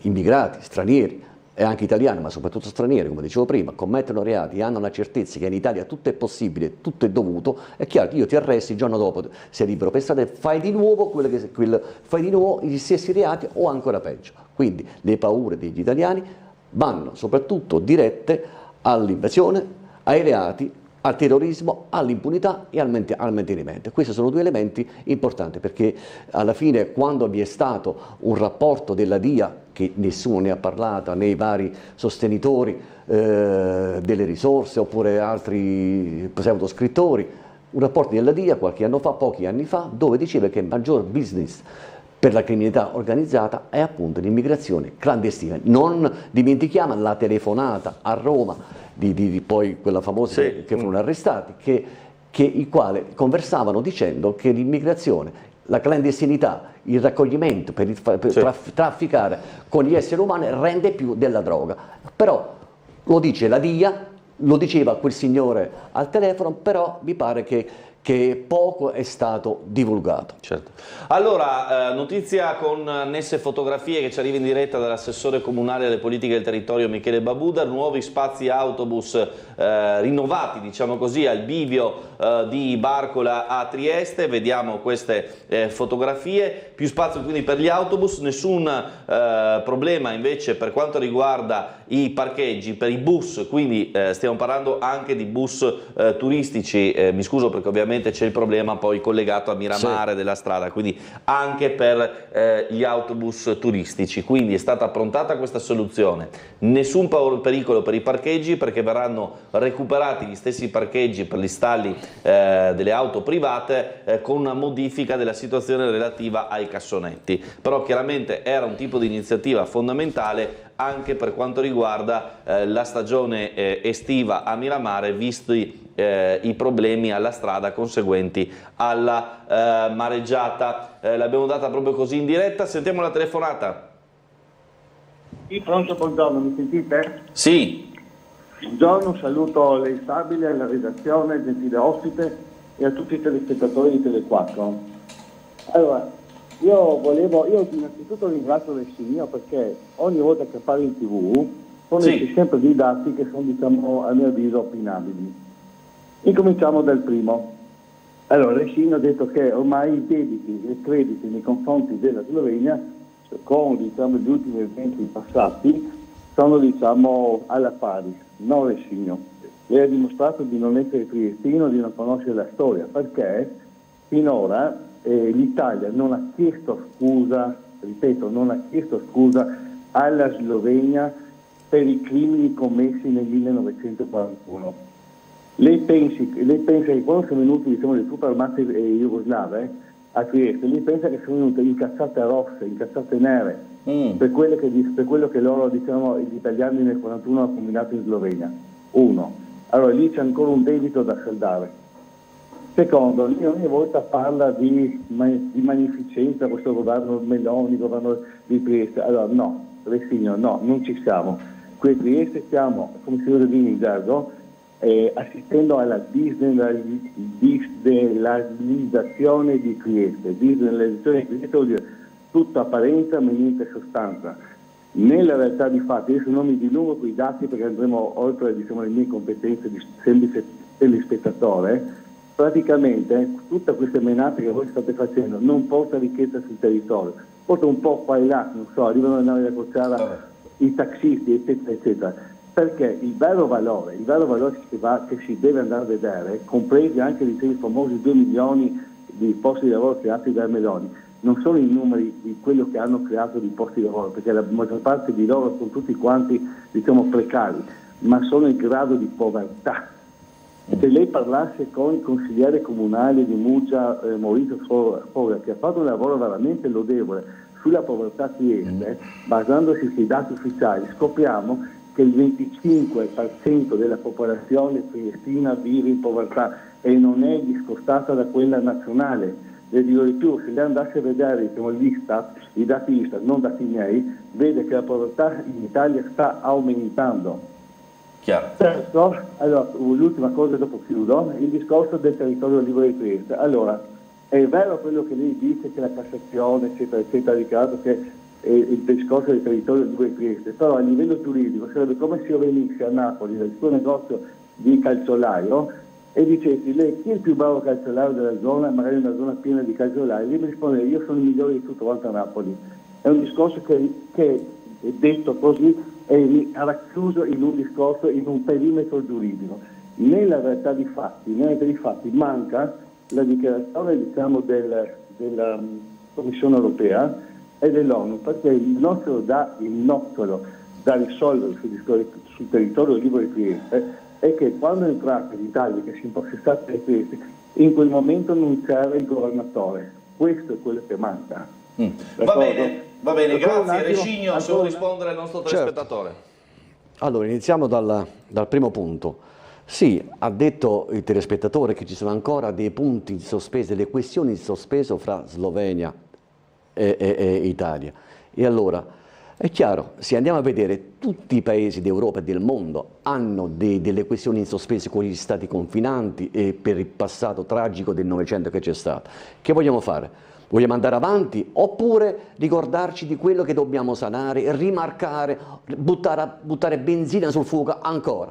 È vero, il giorno del ricordo, il 2004, è stato istituito anche per questo, da questa parte ma dall'altra parte anche, quindi ricordarci di quello che c'è stato nel tremendo secolo scorso, però potrebbero ancora esserci delle questioni in sospeso, ma cosa vogliamo fare? Non credo che sia il caso, giunti a questo punto ieri con il Presidente Mattarella, ma senza incensare il Presidente Mattarella perché è il primo cittadino italiano, lo rispetto, lo ammiro, però non per questo posso non essere critico. Io non sono critico al Presidente, ha fatto un percorso come l'ha fatto Napolitano, politicamente opposto alle mie idee, però bisogna dare atto che si è percorso un processo di pace lungo, tortuoso. Adesso siamo a un livello dove possiamo stare tutti sereni, ma se andiamo nel passato ci sarebbe ancora guerra, la Grecia con la Turchia, l'India col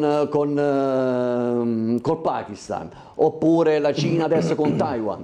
Quindi è chiaro che non si può guardare tanto al passato, ma è necessario ricordare per non commettere gli stessi errori e ricordare le vittime che ci sono state. Quindi i punti che lei ha enunciato saranno sicuramente documentati, ma non si può buttare benzina sul fuoco. Poi parlava della Meloni. La Meloni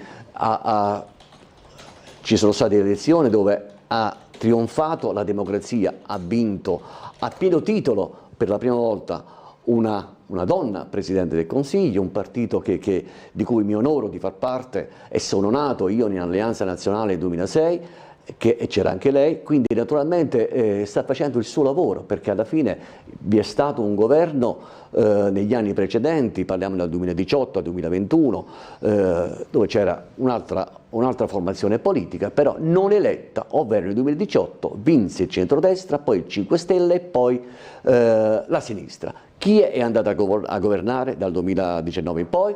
La sinistra che ha perso nel 2018 le elezioni, quindi anche là diciamo possiamo fare un lungo discorso per il governo del paese, naturalmente non perché la Meloni è il leader del mio partito, ma sta tessendo una tela importante sia per quanto riguarda l'immigrazione, sia per quanto riguarda il prodotto interno lordo, sia per quanto riguarda l'occupazione. È vero, ci sono 5 milioni, circa 5 milioni di famiglie povere, però non dimentichiamoci che si sta facendo il possibile. Poi il nostro welfare, cioè il welfare cos'è? È quello strumento che a disposizione di uno Stato e anche del Comune che si mette a disposizione dei cittadini per quanto riguarda i beni che riesce ad offrire ai propri concittadini, ovvero immigrazione, previdenza, assistenza sanitaria, eccetera. Però questo welfare viene intaccato, guarda caso, molto spesso dall'immigrazione, l'immigrazione clandestina anche. Allora, ci fermiamo un istante per la pubblicità, ci ritroviamo tra poco ancora con Vincenzo Rescigno fino alle ore 9, poi Daniele Vatta del PD, a tra poco.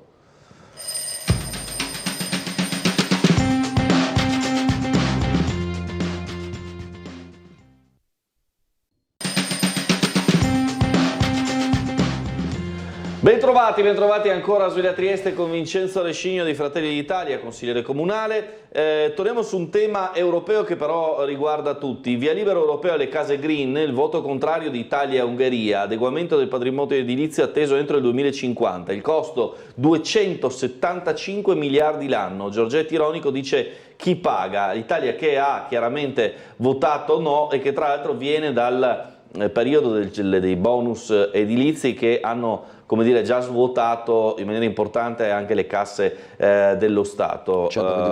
Ecco, qua si parla di investimenti necessari entro il 2030, secondo la Commissione europea, per 275 miliardi di euro annui, ed ha tutta una serie di punti e di tempi da rispettare. Rescigno, perché no? Perché no? Allora, dal 2030, io questa mattina ho letto solo la prima pagina del Piccolo e c'era scritto che l'Italia e l'Ungheria votano contro questa misura, questa direttiva dell'Unione Europea. Però dal 2030 tutte le case nuove, le nuove costruzioni dovrebbero essere, anzi devono essere ad emissioni zero, tranne i luoghi di culto, palazzi storici e siti militari. Però teniamo conto che le case italiane, ma guardiamo quelle triestine, sono tutte state costruite tra gli anni 60 e la fine degli anni 80, quindi hanno delle caratteristiche che non tutte o quasi nessuna è ad emissione zero, quindi bisogna fare dei lavori, bisogna intervenire di tasca propria per mettere a posto il tutto entro una certa data. Questa data si parte dal 2030, poi si arriva anche l'Unione Europea ha anche ribadito che tutto il patrimonio europeo entro il 2050 deve essere ad emissione zero.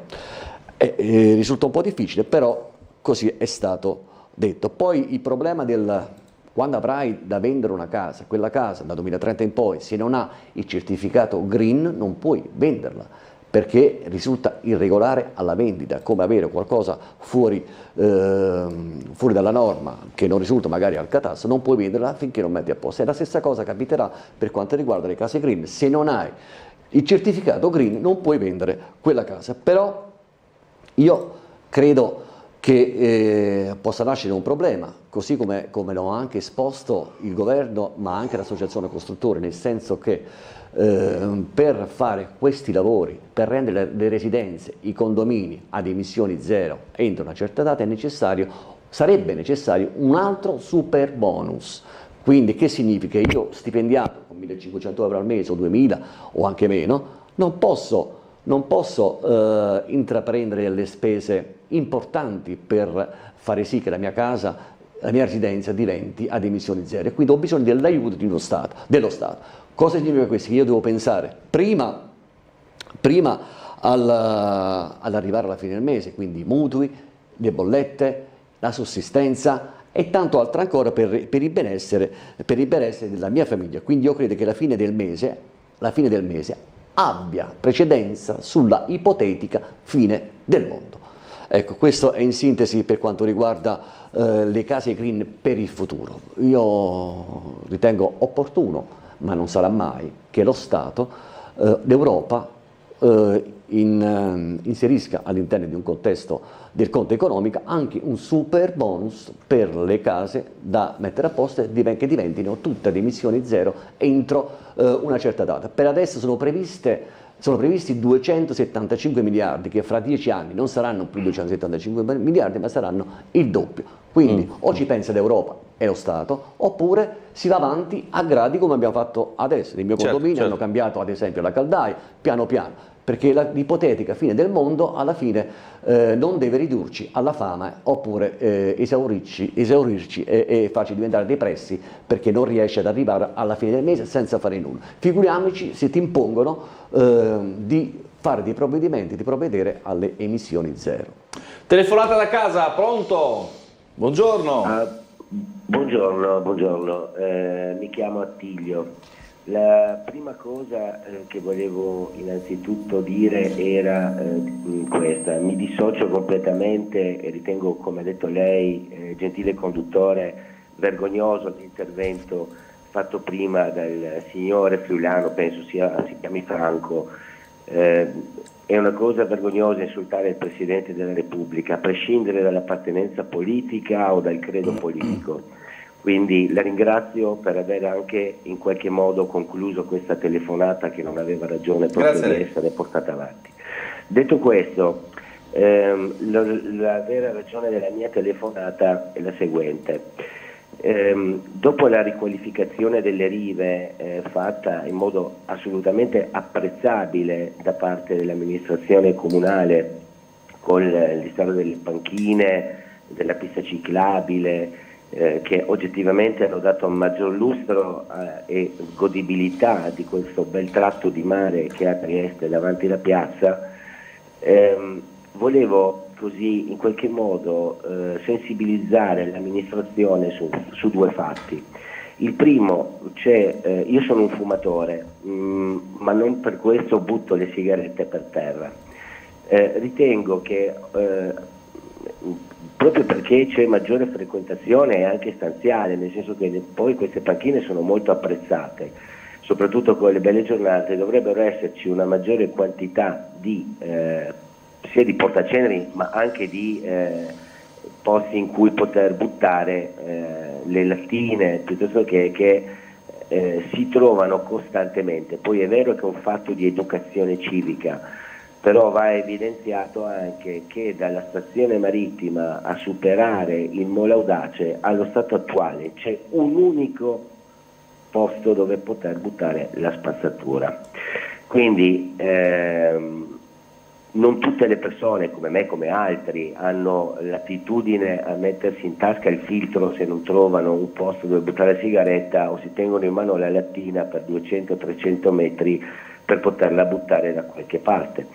Quindi al suo gentile ospite, il consigliere Rescigno, vorrei chiedere di sensibilizzare in questo senso l'amministrazione affinché vada a completare una cosa così bella che ha fatto, rendendola anche in qualche modo più pulita, sempre auspicando che le persone abbiano questa educazione che si vede sempre meno purtroppo. Detto questo, un'ulteriore cosa velocissima e concludo.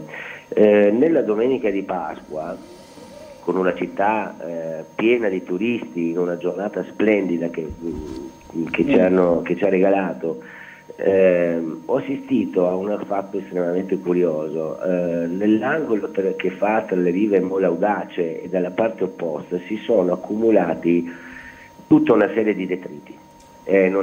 La cosa, io stavo passeggiando come faccio quotidianamente in quel tratto e ho notato che tantissimi turisti, ho fatto le fotografie per curiosità, oltre a fotografare la splendida prospettiva della piazza, del Molo Audace, eccetera, fotografavano quest'angolo ricco di schiume e di lattine, di bicchieri di plastica che si erano accumulati. Devo dire, il fatto specifico può accadere perché nessuno può controllare il mare, ma è un fenomeno che più volte ho visto e immortalato.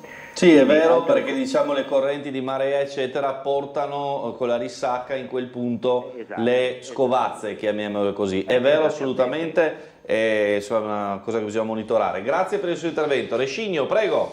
Allora, cominciamo dall'ultima parte. Confermo quanto ha detto il signore adesso, che si accumulano i detriti nel sottocosta, cioè nel Molo Audace, e anche dalla stazione marittima, anche oltre il Molo Audace, di rami, di detriti, eccetera, eccetera. Però è anche vero che io lunedì mattina o martedì mattina ero su quel tratto di strada, delle rive, e ho visto da lontano, perché tra l'altro avevo notato anch'io questi accumuli di detriti, ho visto una nave, un'imbarcazione gialla con la scritta Lontra, che da lontano vedevo che raccoglievano qualcosa. Poi ho visto man mano che sono proprio addetti ai servizi, a questo servizio, cioè prelevare i detriti che si formano nel sottocosta dalla sezione marittima al Molo Audace. Poi hanno fatto il giro del Molo Audace e sono andati all'altro, quindi un servizio di questo tipo che raccoglie i detriti c'è. Forse quel giorno che lei ha fotografato, evidentemente, essendo Pasqua, oppure un giorno particolare, poi il mare, come ha detto lei, nessuno lo controlla, si sono accumulati quei detriti, però il servizio per quanto riguarda lo sgombero di quei detriti che si formano nel sottocosta esiste, e quella nave, mi ricordo, quell'imbarcazione di colore giallo, c'erano 2 operatori, fanno questo servizio, non so quante volte al giorno, non so quante volte per settimana. L'altro problema che segnalava, è vero, per le rive è stato fatto, di fronte a Piazza Unità soprattutto, un grande lavoro, ma è anche vero che vi sono delle problematiche, diciamo, di tipo, lei accennava ai cestini, però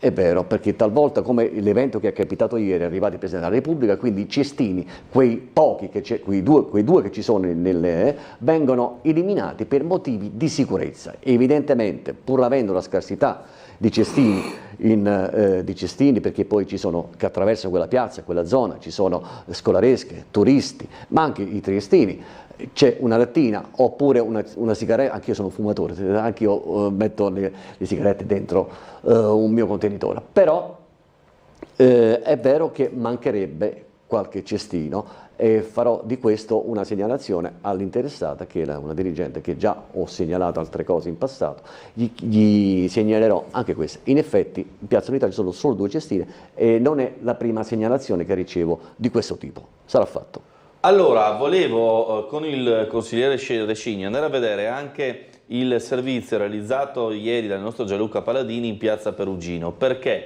Perché tornano i problemi tra Piazza Perugino e Via Conti, schiamazzi notturni, risse, degrado. I residenti della zona continuano a mandarci video e continuano a segnalarci una situazione che, nonostante la chiusura per 20 giorni del bar in zona dell'agosto scorso, torna a ripetersi, andando a minare anche il riposo notturno dei residenti. Sentiamo cosa hanno detto i cittadini al microfono di Gianluca Paladini.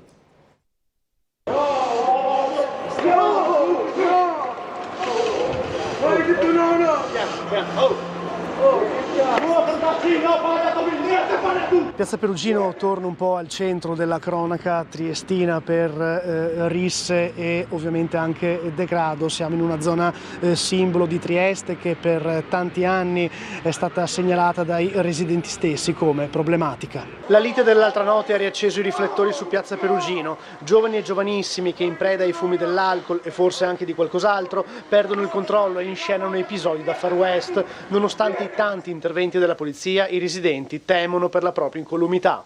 Di sera, diciamo, di notte non è che mi muova, cioè rimango a casa, ma non per paura, rimango a casa perché è una mia consuetudine. Certo. Però d'altro canto, se dovessi muovermi però a una certa ora, ci penserei non 2 volte, anche 3. Penso che è un mondo un po' complicato, molto complicato. Servono un po' più controlli? Direi di sì. C'è tanta gente che ha anche bisogno di aiuto, purtroppo. Anche questo è vero. Questo è da considerare sempre. Piazza Perugino è tornata al centro di polemiche, schiamazzi notturni, risse tra giovani stranieri. Cosa succede in questa città? No, c'è un disastro. Mi dispiace anche i cani che gente non guarda, non tira su. Quindi servirebbe più cura del territorio. Sì, anche questi giovani del notte, non so. Con i 2 fioi da Marina, quel passeggino da Via Mantegna, e andammo a vedere Piazza Illuminata, c'ho il gelato, e tornavamo su a piedi. Posso adesso? È più difficile. Difficile, piccio mio, ma neanche Non si sente sicura come una volta? Scherziamo. Va bene. Neanche di giorno. Allora, zona appunto Piazza Perugino, Via Conti, più volte segnalata, nuovi video, nuovi problemi segnalati proprio dai residenti stessi, il video è di un cittadino. Il problema è sempre lo stesso. Trieste vive nel timore, se un cittadino fosse intervenuto all'interno di quella lista, ad esempio quella è una, ma di decine di altre, come ne esce? Ne esce o picchiato o comunque con un segno indelebile che non dimenticherà mai. Quindi si chiamano le forze dell'ordine e arrivano là. Le forze dell'ordine cosa fanno? Li dividono, prendono i dati, magari qualcuno lo portano in caserma, il giorno dopo è di nuovo per strada. Quindi quando io dico che le masse che arrivano a Trieste e formano i presidi, poi in stato di ozio, è chiaro che questi giovani non lavorando, essendo nulla facenti, nulla tenenti, è logico che durante il giorno si dedicano magari a drogarsi, a bere, e che futuro avremo? Poi i controlli, è vero, ma quando tu becchi uno di questi oppure altri che smerciano droga, cioè, quando alla fine vi è l'imperativo della impunità, se non vanno in galera e non gli lasci un segno e li educhi all'interno della galera, non fuori, una volta per settimana, 2 volte per settimana, se ci vanno o non ci vanno, dentro l'istituto penitenziario si educano questi giovani o meno giovani, perché diamo sempre magari la colpa ai giovani, sono giovani, ma i giovani, i 17enni, i 16enni può anche ucciderti, non è perché, però se io faccio del male a un 17enne, a un 16enne, hai fatto del male a un minore. Se il minore fa del male a un padre di famiglia, beh, ma quello è minore. No, il 17enne o il finto 18enne può anche ucciderti. Quindi io penso che Trieste è arrivato a un punto che era impensabile 15 anni fa, 20 anni fa.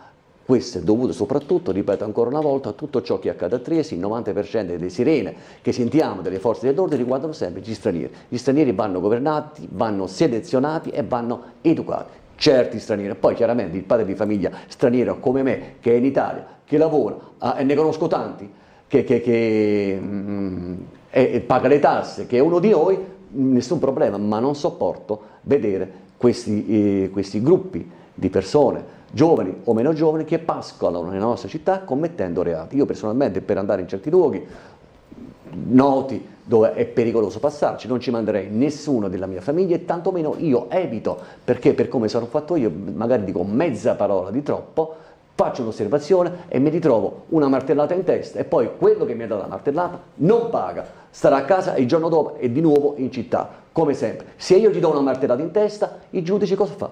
Mi punisce, forse vado a finire in galera. Se non voglio pagare il danno che ho commesso nei confronti dello straniero o dell'italiano, si trattiene dallo stipendio o dalla mia pensione un tot al mese per 5 anni, mentre se lo straniero o il nulla facente o il nullatenente che non ha nulla, non ha modo né di andare in galera, perché non lo mettono in galera, non ha modo di risarcirti attraverso il danno materiale e morale, quindi ha un'impunità che questa storia sinceramente ci penso spesso e deve finire.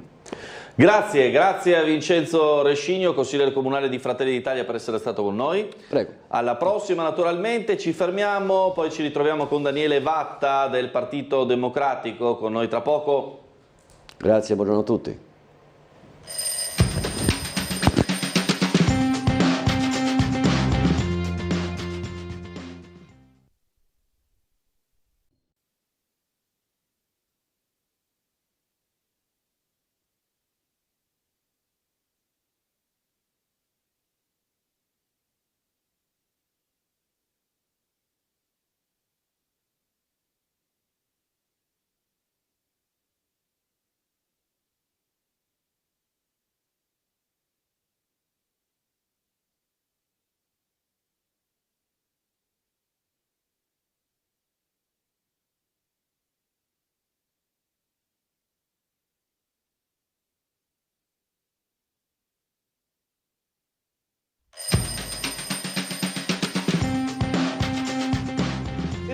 Bentrovati a Sveglia Trieste, in attesa di Daniele Vatta del Partito Democratico che ci sta raggiungendo, arriverà tra qualche minuto. Sentiamo la telefonata che è in attesa. Pronto? Pronto? Niente, non c'è. Allora, Leggiamo una mail relativa al servizio su Piazza Perugino, visto un attimo fa. Buongiorno, sono Alessandro, padre di una figlia di 18 anni. Sono stufo di questa situazione che ormai sta diventando insostenibile. Ormai anche a Trieste non si può più essere sicuri. È ora di intervenire drasticamente contro questa escalation di violenza, che ormai è chiara a tutti che le responsabilità sono per la maggior parte dei casi, per non dire sempre, di extracomunitari. Basta, è ora di fare una legge in cui si specifica chiaramente che delinquere poi determinerà immediate conseguenze. Riferimento insomma all'ultimo episodio, tra l'altro neanche dei più cruenti, che però ha riportato l'attenzione ovviamente in piazza Perugino, all'angolo di via Conti, dove ovviamente la situazione si è fatta di nuovo complicata per i residenti, non solo per la questione di sicurezza, ma anche insomma per poter riposare tranquillamente la notte. Una signora ci dice improvvisamente: sono stato ammesso al muro dalla persona di colore, non so con quale intenzione, ma mi spavento, sono stata salvata da una carabiniere in congedo. Ci ha raggiunto Daniele Vatta del Partito Democratico. Buongiorno, scusate il ritardo. Nessun problema. Allora, avevamo mandato poco fa ancora con il consigliere Rescigno in onda il servizio di Piazza Perugino, video mandato da un residente, perché sostanzialmente l'agosto scorso c'erano stati diversi episodi, l'intervento delle volanti, le risse, la chiusura del locale per 20 giorni da parte della questura su richiesta del sindaco. Siamo praticamente alla stessa situazione con i residenti che ci chiamano e ci mandano i video perché dicono: al di là della paura, qua non si dorme. Sì, beh, ma questa situazione è nota e ho sentito anche qualche intervento insomma, da casa che insomma, si auspica a una forte repressione. Insomma, repressione d'accordo, non è che possiamo accettare queste situazioni, c'è però anche la necessità di immaginare che queste situazioni di queste persone, che evidentemente sono al di fuori di una società che insomma conosciamo noi, siano integrate in maniera più migliore nei confronti di questo posto che evidentemente in cui sono arrivati. Quindi io onestamente sono preoccupato come tanti residenti, perché conosco insomma, persone anche nella zona con bambini.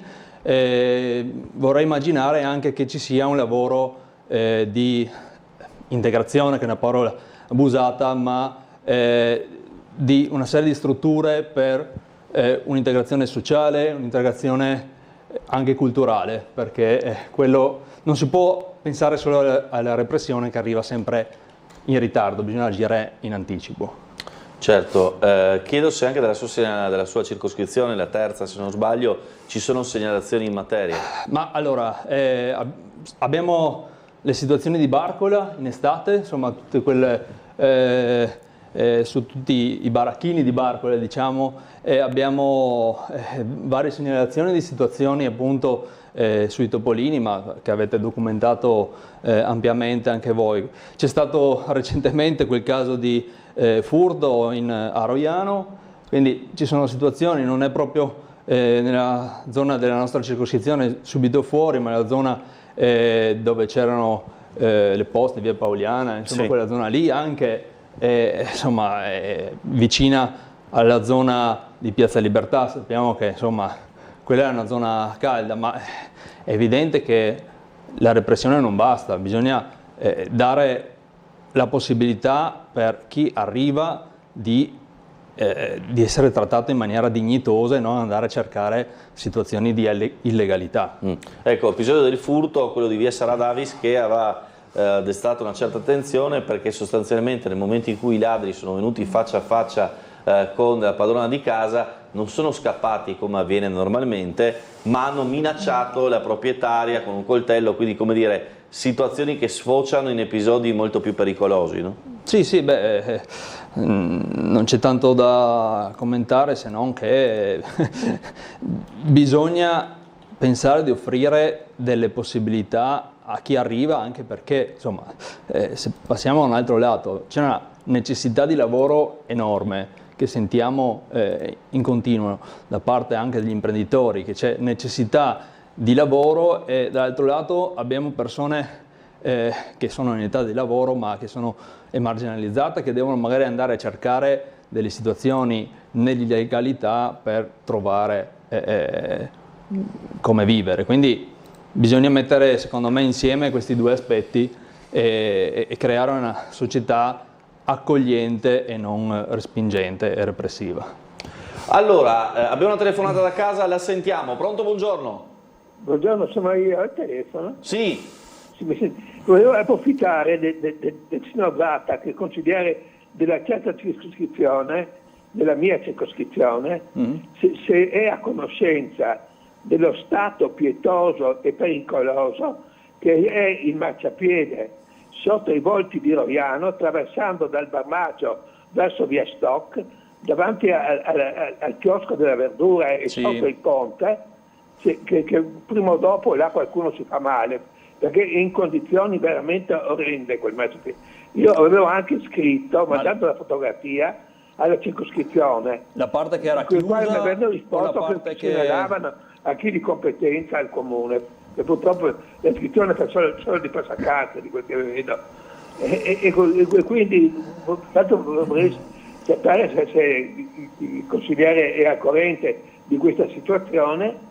Ecco, questo è quello che volevo dire, e di porci rimedio prima che scappi il morto. Ecco, questo. Grazie, ma grazie guardate, del suo intervento. noi facciamo il possibile per sollecitare gli uffici comunali, perché non abbiamo la possibilità di intervenire direttamente neanche sulle piccole buche, anzi quello era una richiesta e anche qualcosa che ci era fatto capire che forse si sarebbe potuto fare come circoscrizioni con una eventuale modifica del regolamento che stiamo attendendo, però insomma la situazione di tantissimi marciapiedi l'abbiamo presente, l'abbiamo testimoniata nei vostri servizi, abbiamo tante criticità, quello che possiamo fare noi al di là dei documenti ufficiali, delle mozioni ufficiali in circoscrizione, è andare a sollecitare gli uffici competenti che magari iniziano anche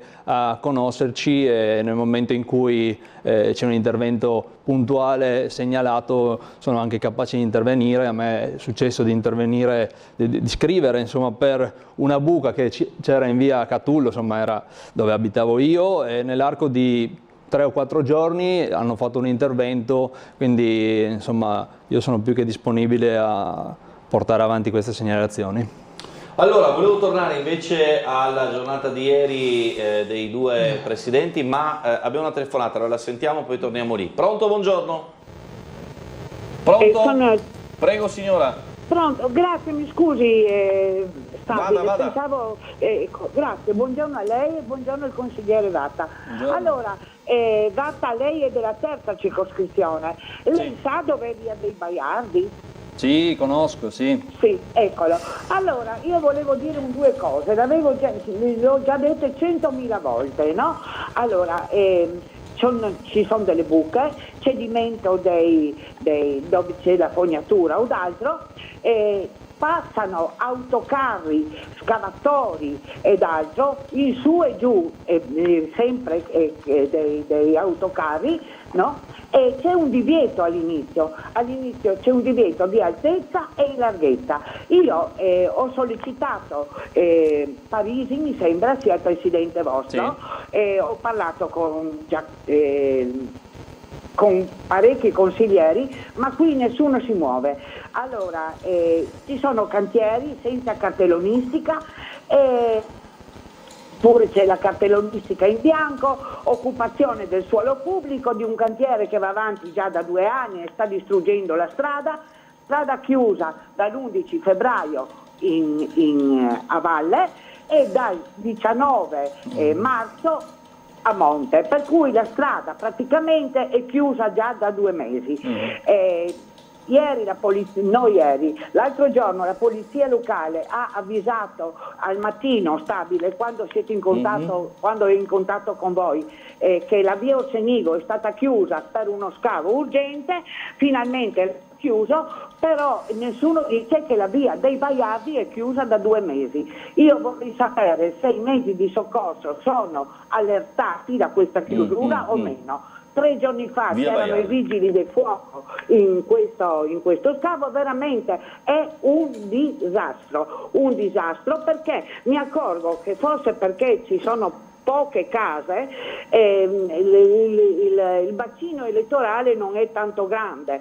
Via dei Baiardi, noi abitiamo lì, io abito qui da 33 anni, non è mai stata in queste condizioni. Prego Vatta, solleciti anche lei l'opposizione, il Consiglio circoscrizionale, perché veramente è un disastro. Grazie. Ma la conosciamo quella zona, avevamo fatto nella precedente consigliatura un sopralluogo con anche gli assessori dell'epoca, siamo consapevoli della situazione, insomma c'è anche un consigliere che abita proprio, adesso non mi ricordo se via Orsenigo o via dei Baiardi, ma comunque proprio lì. Vediamo insomma le segnalazioni che arrivano anche su Facebook.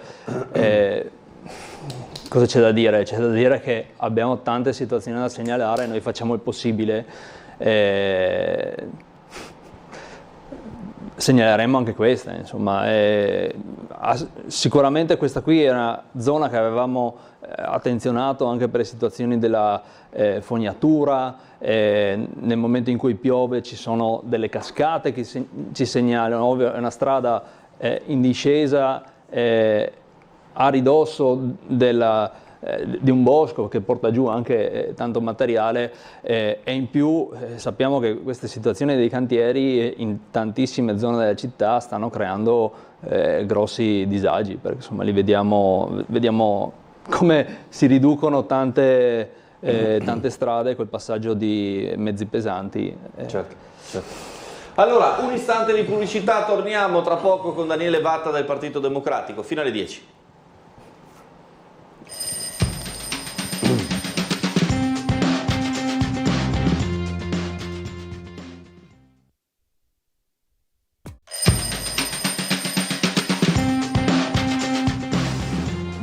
Bentrovati ancora in diretta a Sveglia Trieste. Volevo toccare con Vatta la questione Wärtsilä. Vatta fa parte tra l'altro proprio dell'azienda, di quella componente insomma, che sta andando a lavorare avanti per i finlandesi. Come si vive però questa situazione, diciamo, di spaccatura a metà tra chi è in cassa integrazione, chi aspetta il futuro, chi dovrebbe proseguire, ma anche con tante incognite?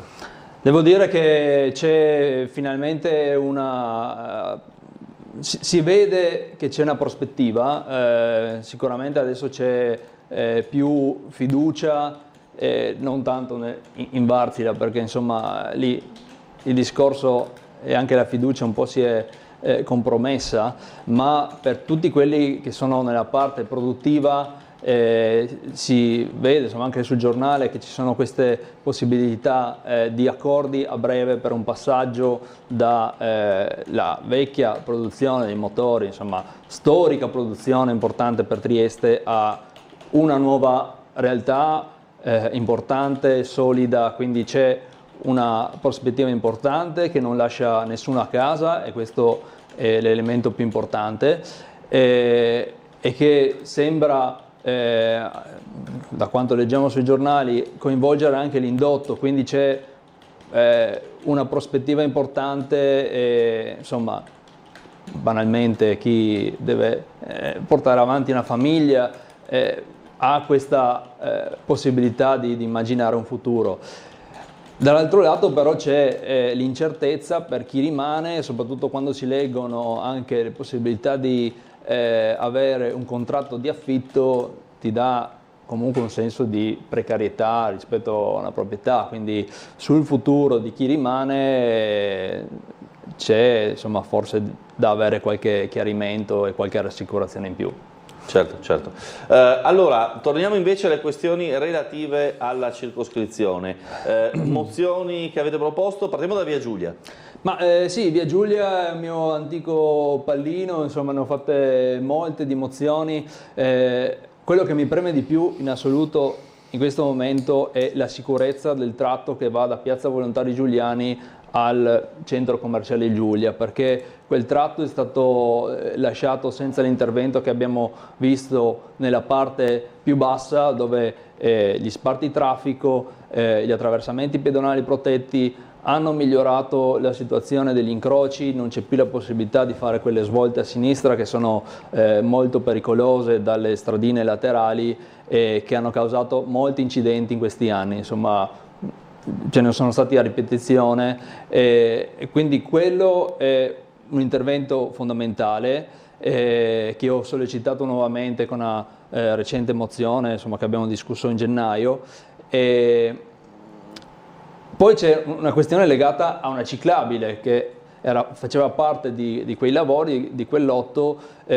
Onestamente adesso mi pare che anche la questione delle bike lane, che erano state l'elemento che aveva bloccato il progetto, sia chiarito, perché insomma le abbiamo viste applicate anche nella bretella di Portovecchio, quindi non credo ci siano più ostacoli per portare avanti questo progetto. È necessario farlo quanto prima, perché insomma il rischio incidente è sempre presente, quindi quella è la priorità, la sicurezza su quel tratto di Via Giulia e chiaramente anche dotare la città, insomma, di una mobilità ciclabili che vada anche, se possibile, a sgravare il traffico, soprattutto su una direttrice trafficata importante come Via Giulia.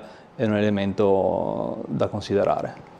Ecco, altri aspetti, avete chiesto anche, diciamo così, un rafforzamento dei servizi come le microaree, perché? Ma sì, allora, abbiamo un altro progetto importante nella nostra circoscrizione, a Gretta, che è l'edificazione di queste riedificazione di queste 5 palazzine nella zona di Largo Soppo, e al momento abbiamo la microarea, che è una zona non centrale rispetto al bacino, soprattutto considerando la ricostruzione di questi 5 edifici, per cui vista l'importanza della microarea, che dà supporto a tante realtà di disagio, possibilità di svago e di socialità a tante persone di quel rione, abbiamo chiesto e ottenuto con una mozione, ottenuto nel senso che sappiamo che probabilmente andrà in porto, di avere un appartamento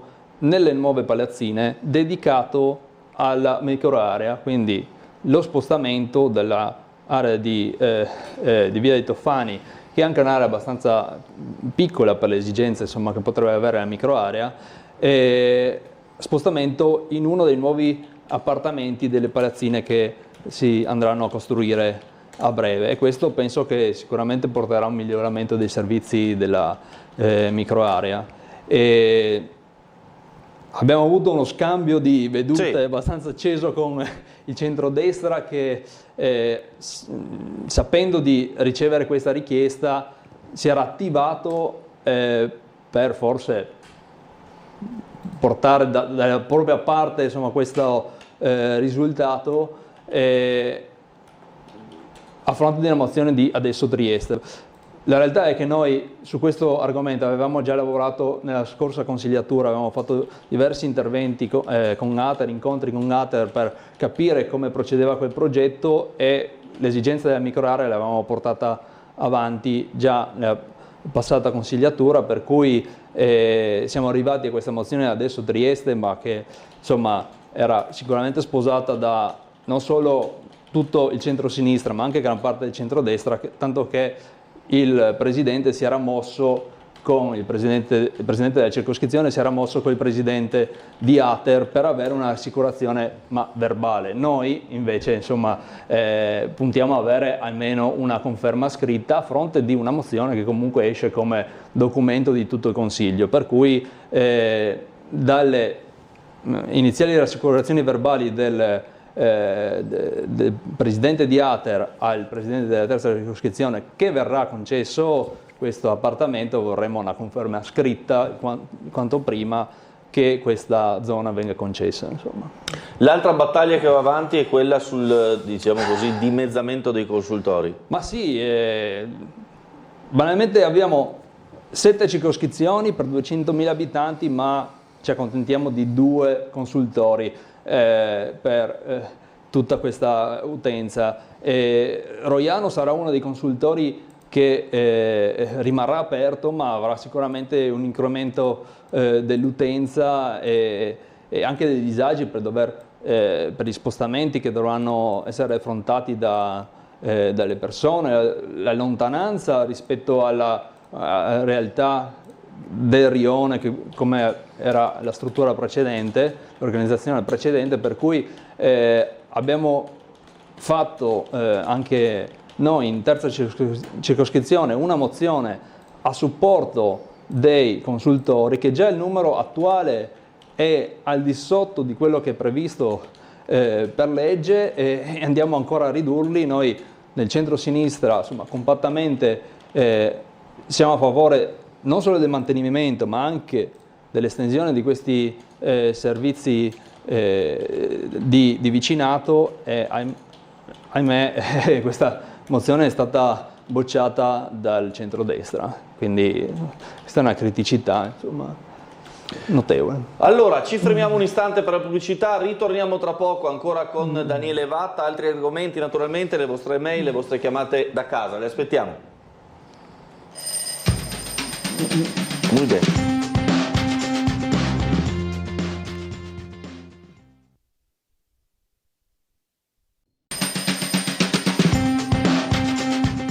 Bentrovati ancora a Sveglia Trieste, Daniele Vatta del Partito Democratico con noi. Volevo tornare con lui, visto che tra l'altro risiede a Dolina e è profondo conoscitore anche delle dinamiche di quel territorio. Ci si avvicina alle elezioni per il rinnovo del Consiglio Comunale, del Sindaco di Dolina. A quanto pare Clun si sarebbe, diciamo, fatto da parte, quindi si lavora a un candidato unico di centrosinistra?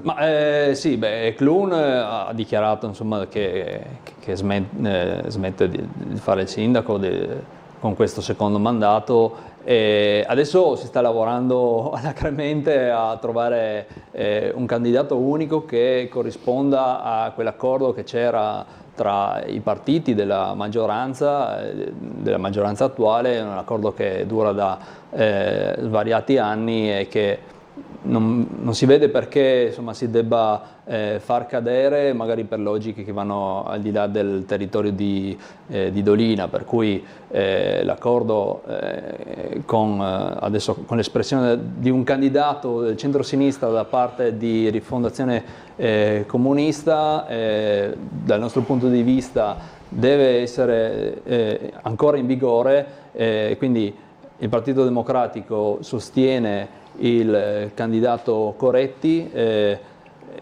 crediamo che sia la scelta giusta per continuare ad avere un'unità del centro-sinistra e per continuare, insomma, a governare bene il territorio di Dolina senza andare a calare sui cittadini di questo comunque piccolo comune logiche che sono distanti, magari provinciali o regionali. Non abbiamo ancora trovato la quadra, insomma, ci sono incontri quasi giornalieri, ma contiamo che, insomma, ci sia l'opportunità di arrivare a un candidato unico, anche perché, insomma, il territorio di Dolina secondo me in questo momento vive, come si parlava prima della situazione della Varsila, ma insomma ci sono tante situazioni e ha una possibilità di esprimere tante prospettive interessanti per il futuro. Secondo me c'è in questo momento una situazione anche sull'energia, sul futuro energetico che è in evoluzione molto rapida, e anche la realtà di Dolina o dei piccoli comuni con una transizione verso produzioni più locali e meno centralizzate di energia potrebbe giocare un ruolo molto importante, ma non solo, insomma, ci sono tante realtà industriali, c'è un cambiamento epocale da Varsila nella produzione a MSC, si sta puntando, insomma, anche con l'area di Frieste ad avere nuovi insediamenti, e quindi è un territorio che può esprimere tante cose buone e dobbiamo assolutamente portare avanti una politica forte e non dividerci per piccole schermaglie. Va bene, allora volevo tornare anche alla giornata di ieri, i due presidenti, rivedendo anche il servizio iniziale del nostro telegiornale per sentire anche l'opinione di Vatta su quella che è stata una giornata storica per la nostra città e che ha chiuso un po' il cerchio rispetto al momento del 13 luglio 2020, quello della stretta di mano alla foiba e al monumento dei fucilati di Slovenia. Parte il servizio. Sì. Conferiamo a Sergio Mattarella la laurea magistrale a ciclo unico in giurisprudenza, honoris causa, per l'alto contributo dato alla trasformazione della frontiera adriatica da territorio di divisione ad area di dialogo e di edificazione del processo di integrazione europea, nella comune coscienza dei diritti umani e nella luce delle libertà democratiche.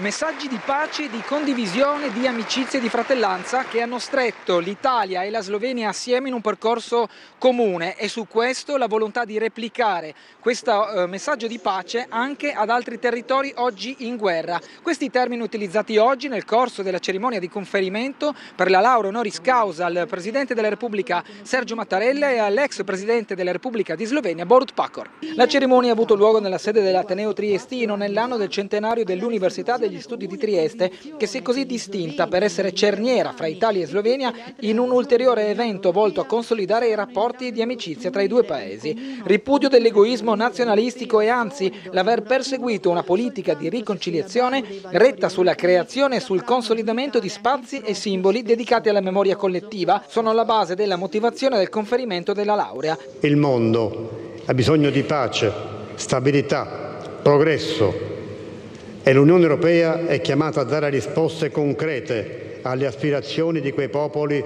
che guardano al più imponente progetto di cooperazione concepito sulle macerie del secondo conflitto mondiale.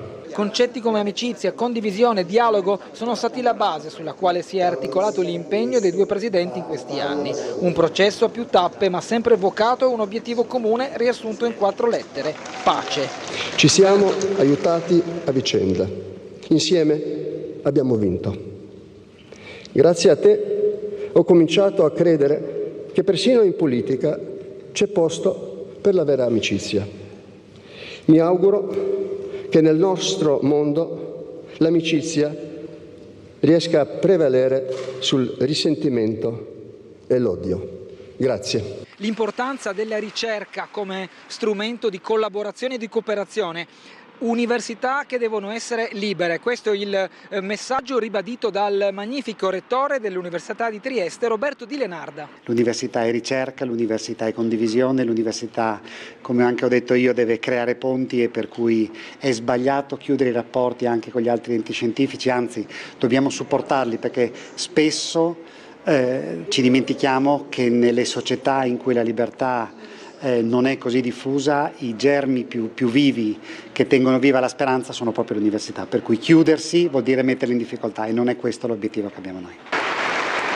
Questo ruolo al di là. Allora, ulteriore passo verso una nuova Europa nel nostro territorio, ne parlavamo durante il servizio con Daniele Vatta, la laurea honoris causa ad entrambi è un momento speciale per il nostro territorio. Ma sì, è molto bello vedere questi momenti perché hanno una doppia valenza.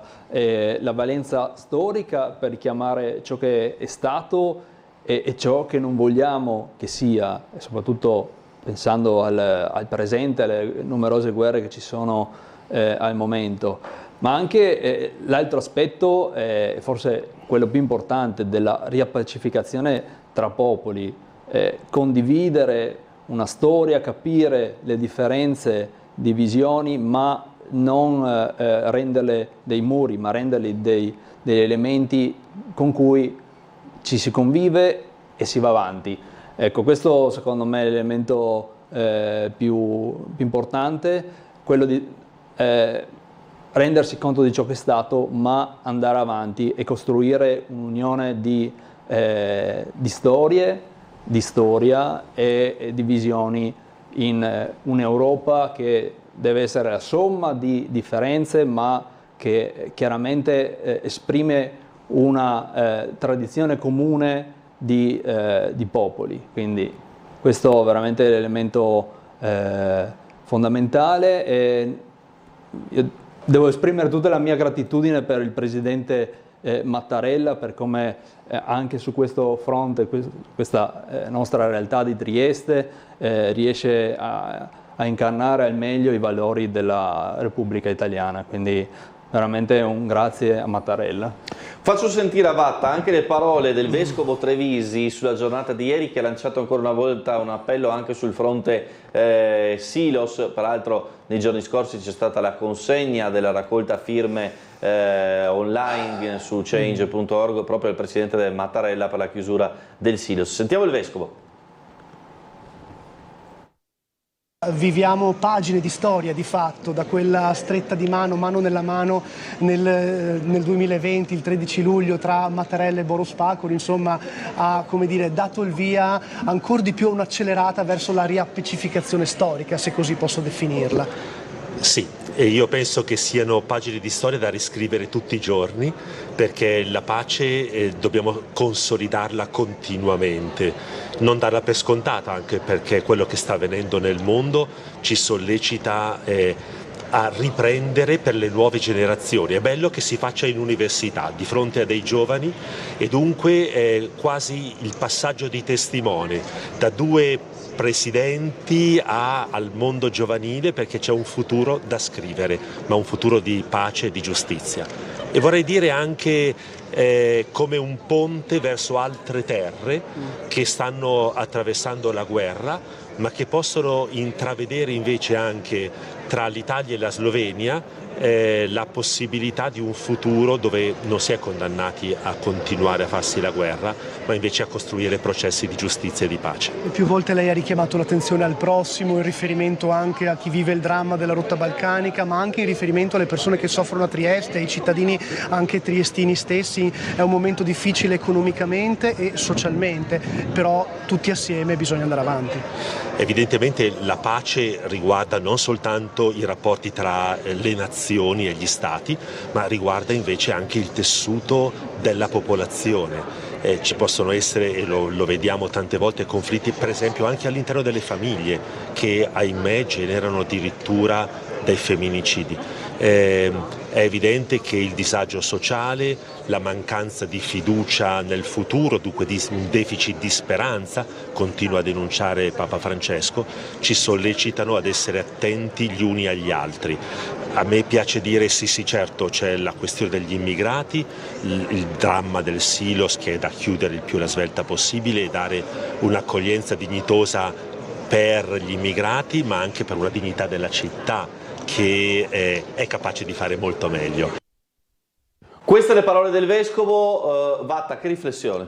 Ma intanto che il signor Trevisi è assolutamente attuale nelle sue parole, ha la capacità di cogliere le situazioni più urgenti della città. Allora, sul Silos condividiamo tutti che quella è una situazione insostenibile e chi governa deve assolutamente farsi carico di trovare soluzioni adeguate. C'è stato un vuoto enorme da questo punto di vista a tutti i livelli, cioè, è palese. Sono persone lì che vivono nel fango, abbiamo forse la paura che arriva il Papa o che arriva il Presidente della Repubblica che vedono questa situazione, ma perché? Perché se la vediamo noi ogni giorno possiamo accettarla, cioè, è inaccettabile, abbiamo bisogno di soluzioni dignitose per quelle persone, punto. Cioè, dobbiamo assolutamente trovare una soluzione migliore, quindi un appello di cittadini che deve con una sottoscrizione di firme, ma vale quello che fanno tutte le persone ogni giorno, che denunciano le persone ogni giorno. Dall'altra parte invece la situazione delle guerre, ecco, quello è un altro aspetto molto pesante, cioè andiamo a celebrare quello che siamo riusciti a mettere insieme, a rimettere insieme dopo decenni, ma non poniamo abbastanza attenzione a quello che succede nel quotidiano. Abbiamo una situazione di guerra nuovamente in Europa e a mio modesto giudizio le democrazie occidentali non stanno facendo abbastanza per dare sostegno alla popolazione ucraina che si ritrova la guerra in casa da parte di un invasore sanguinario, e noi siamo titubanti. Ecco, invece di concentrarci tanto, anche per quanto abbia valore, insomma, nel celebrare quel che è fatto per il passato, dobbiamo concentrarci su quello che sta succedendo nel presente, con queste guerre terribili, un popolo intero sotto le bombe, e noi delle democrazie occidentali che siamo lì titubanti magari per piccoli interessi politici. Su questo dobbiamo assolutamente stare più attenti. Allora, tema importante, serissimo, c'è però anche l'aspetto delle vignette che ci arrivano ogni mattina dal nostro amico Marco Englaro, che si è scatenato ancora una volta sui due presidenti, la laurea honoris causa di ieri. Il che ha dato la laurea honoris causa, ma dopo non se andà al silos. Odoris causa? Vabbè, insomma, la vignetta è sempre tagliente anche nei due fumetti che come sempre, insomma, ci portano ai temi di casa nostra, una soluzione, insomma, che tutti speriamo si risolva il più presto, naturalmente, no? Sì, ma c'è chi ha il potere di risolvere, non è sufficiente auspicare, bisogna assolutamente che ci siano interventi concreti e non nascondersi dietro la foglia di fico. Allora, sono arrivate anche delle mail rispetto alla situazione di Roiano, in particolare una che chiedeva relativamente alla nuova piazza. Abbiamo parlato qualche settimana fa del discorso dell'asilo, si attende la piantumazione. Qual è un po' la sensibilità vostra sul tema? La sensibilità è uno che tutti attendono questi parcheggi e non si capisce quando aprirà, perché informazioni che sono arrivate in circoscrizione dicono che bisogna completare tutti i cantieri prima di poter aprire. Poi invece da recenti dichiarazioni dell'assessore Lodi sembra di capire che già a breve potranno aprire limitatamente l'area di parcheggio. Insomma, quella è una necessità urgente da anni, insomma, i ritardi che abbiamo avuto su questo cantiere non fanno che esasperare. Insomma, abbiamo lì la pasta asciutta e non possiamo mangiarla. E d'altra parte però quello che è più rilevante, almeno nella mia sensibilità, è quella dell'asilo nido. Cioè, sì. Purtroppo ci sono tante domande inevase per gli asili nido. Credo che siamo una domanda, cioè si soddisfano circa il 50% delle domande. Anche lì abbiamo avuto delle difficoltà e quando abbiamo fatto un sopralluogo, era maggio-giugno dell'anno scorso, si parlava di avere l'asilo già in funzione per questo anno scolastico e invece si spera di aprire per l'anno prossimo. Questa mi sembra la criticità più grave. Parlando sempre nel complesso dell'asilo, abbiamo un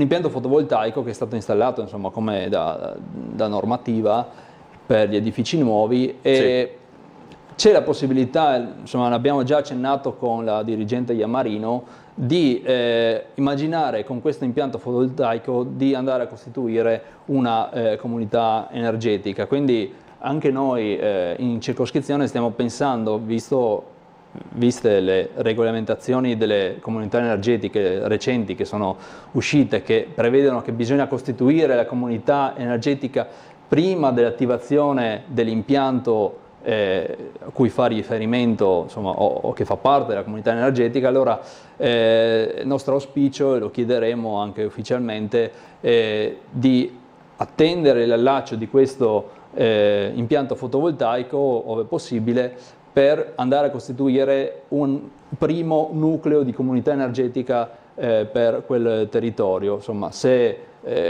come posso immaginare, l'asilo nido avrà un periodo di utilizzo di quell'impianto fotovoltaico limitato a metà pomeriggio, insomma, magari c'è anche una possibilità di avere un residuo di energia da poter condividere con persone del territorio, magari andare a costituire un fondo sociale per da redistribuire. Insomma. Allora, ci arriva una mail da Paolo Radivo sulla questione ex Pavan che leggo. 150 persone hanno gremito ieri sera alla sala parrocchiale di San Giacomo Apostolo in via Colombo per l'assemblea popolare sull'ex Pavan indetta dalla quinta circoscrizione. Erano per lo più abitanti del Rione, attivisti del comitato Insieme San Giacomo e di Campolibero, genitori delle 3 scuole slovene di via Frausini, insegnanti dell'elementare Duca d'Aosta, consiglieri circoscrizionali e qualche consigliere comunale di centrosinistra. Pur invitati, dice Radivo, hanno disertato l'incontro il sindaco, gli assessori competenti e i consiglieri comunali e circoscrizionali di centrodestra. Questione ex Pavan che insomma va avanti pur nonostante l'abbattimento. So che non è il suo territorio, ma... No, ma diciamo che sì, ho avuto contatti insomma con altri consiglieri circoscrizionali e questo è un tema veramente sentito in quel rione perché si va ad abbattere uno spazio aperto di socialità e invece c'è una chiusura totale da parte dell'amministrazione a un confronto che arrivi nei tempi adeguati, cioè non si può abbattere, avere già una variante presentata sul tavolo e rifiutare gli incontri a priori. A proposito di questa variante, sembra che sia in votazione questo lunedì e poi ci saranno 30 giorni di tempo per presentare da parte dei cittadini tutte le osservazioni del caso. Insomma, tutti questi genitori dei bambini che frequentano le scuole di quella zona, li invito a presentare tutte le osservazioni del caso se c'è la necessità di avere spazi di socialità che magari tolgono anche da situazioni particolari, insomma, che ci sono magari nei rioni dei giovani. Ecco, quindi questo è l'invito di presentare tutte le osservazioni del caso nei prossimi 30 giorni rispetto a questa variante. Telefonata da casa, pronto, buongiorno. Sì, buongiorno signor Stabile. Prego. Buongiorno signor Vatta, Buongiorno. sono Andrea da Trieste. E sono stato al Circolo della Stampa pochi giorni fa, c'era il generale Camporini che presentava alla NATO quale futuro.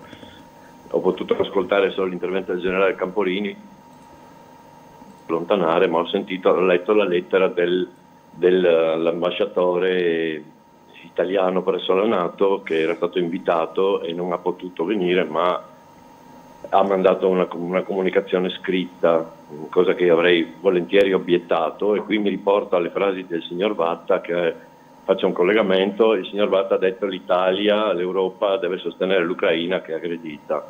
Allora forse il signor Vatta alcuni elementi sono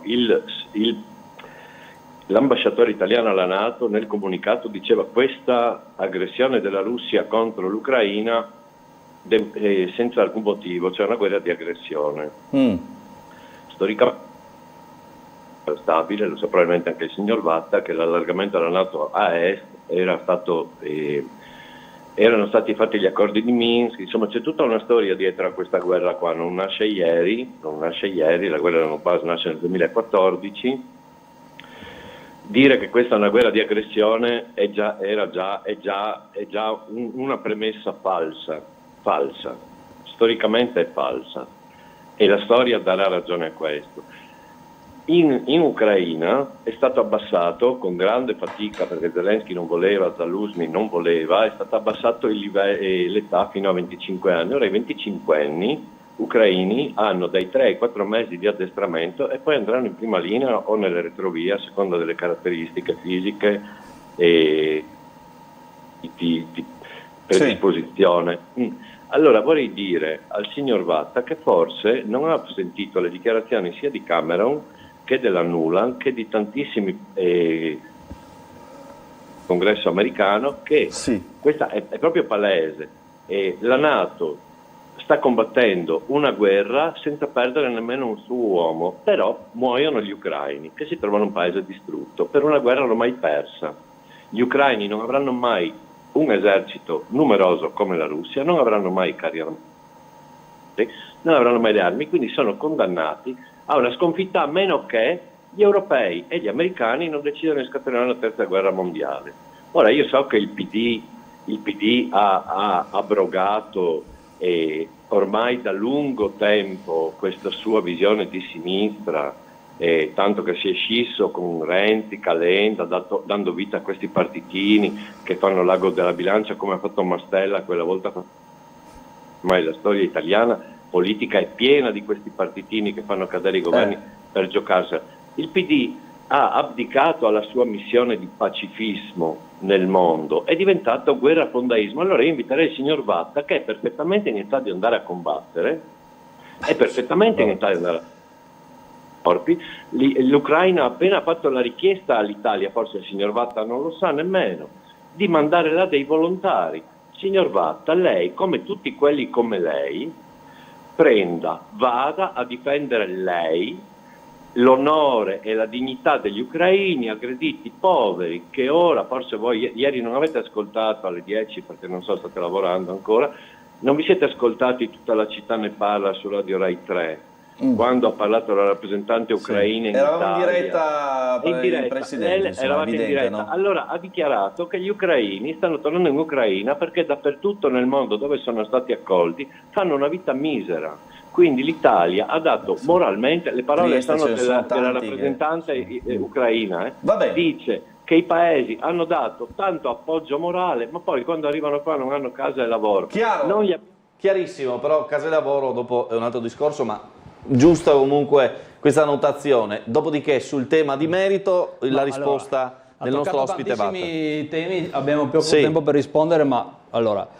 le guerre non si fanno solo di uomini, ovviamente ci sono anche gli uomini. La prima cosa, se non ci fosse un invasore, nessuno degli ucraini, giovani o vecchi, dovrebbe essere al fronte. Quindi al di là di quali sono le cause, nessun elemento può giustificare un'invasione di uno Stato sovrano come l'Ucraina, e questo secondo me è indiscutibile, insomma, non c'è, è incontrovertibile. Secondo, non è che si fa solo di uomini, non è che se mandi gli uomini a cavallo di fronte ai carri armati ottieni qualcosa, bisogna dare un supporto per l'invasione, per arrivare a una pace che sia giusta. D'accordo arrivare alla pace, d'accordo i discorsi di pace, sono pienamente d'accordo su questo, ma non possiamo abbandonare l'Ucraina fin tanto che si ritroverà non a discutere la pace, ma a discutere la resa. Allora, noi non possiamo abbandonare il popolo ucraino perché ci arrendiamo di fronte alla potenza o la prepotenza russa. Dobbiamo sostenerli per portarli a una pace giusta, cosa che insomma sarà sicuramente difficile, insomma anche definire la pace giusta è quasi impossibile, ma come dire, non è che possono prima essere sconfitti sul territorio e dopo pensare che si presentano sconfitti a un tavolo di trattativa. Quindi questo secondo me è il tema fondamentale.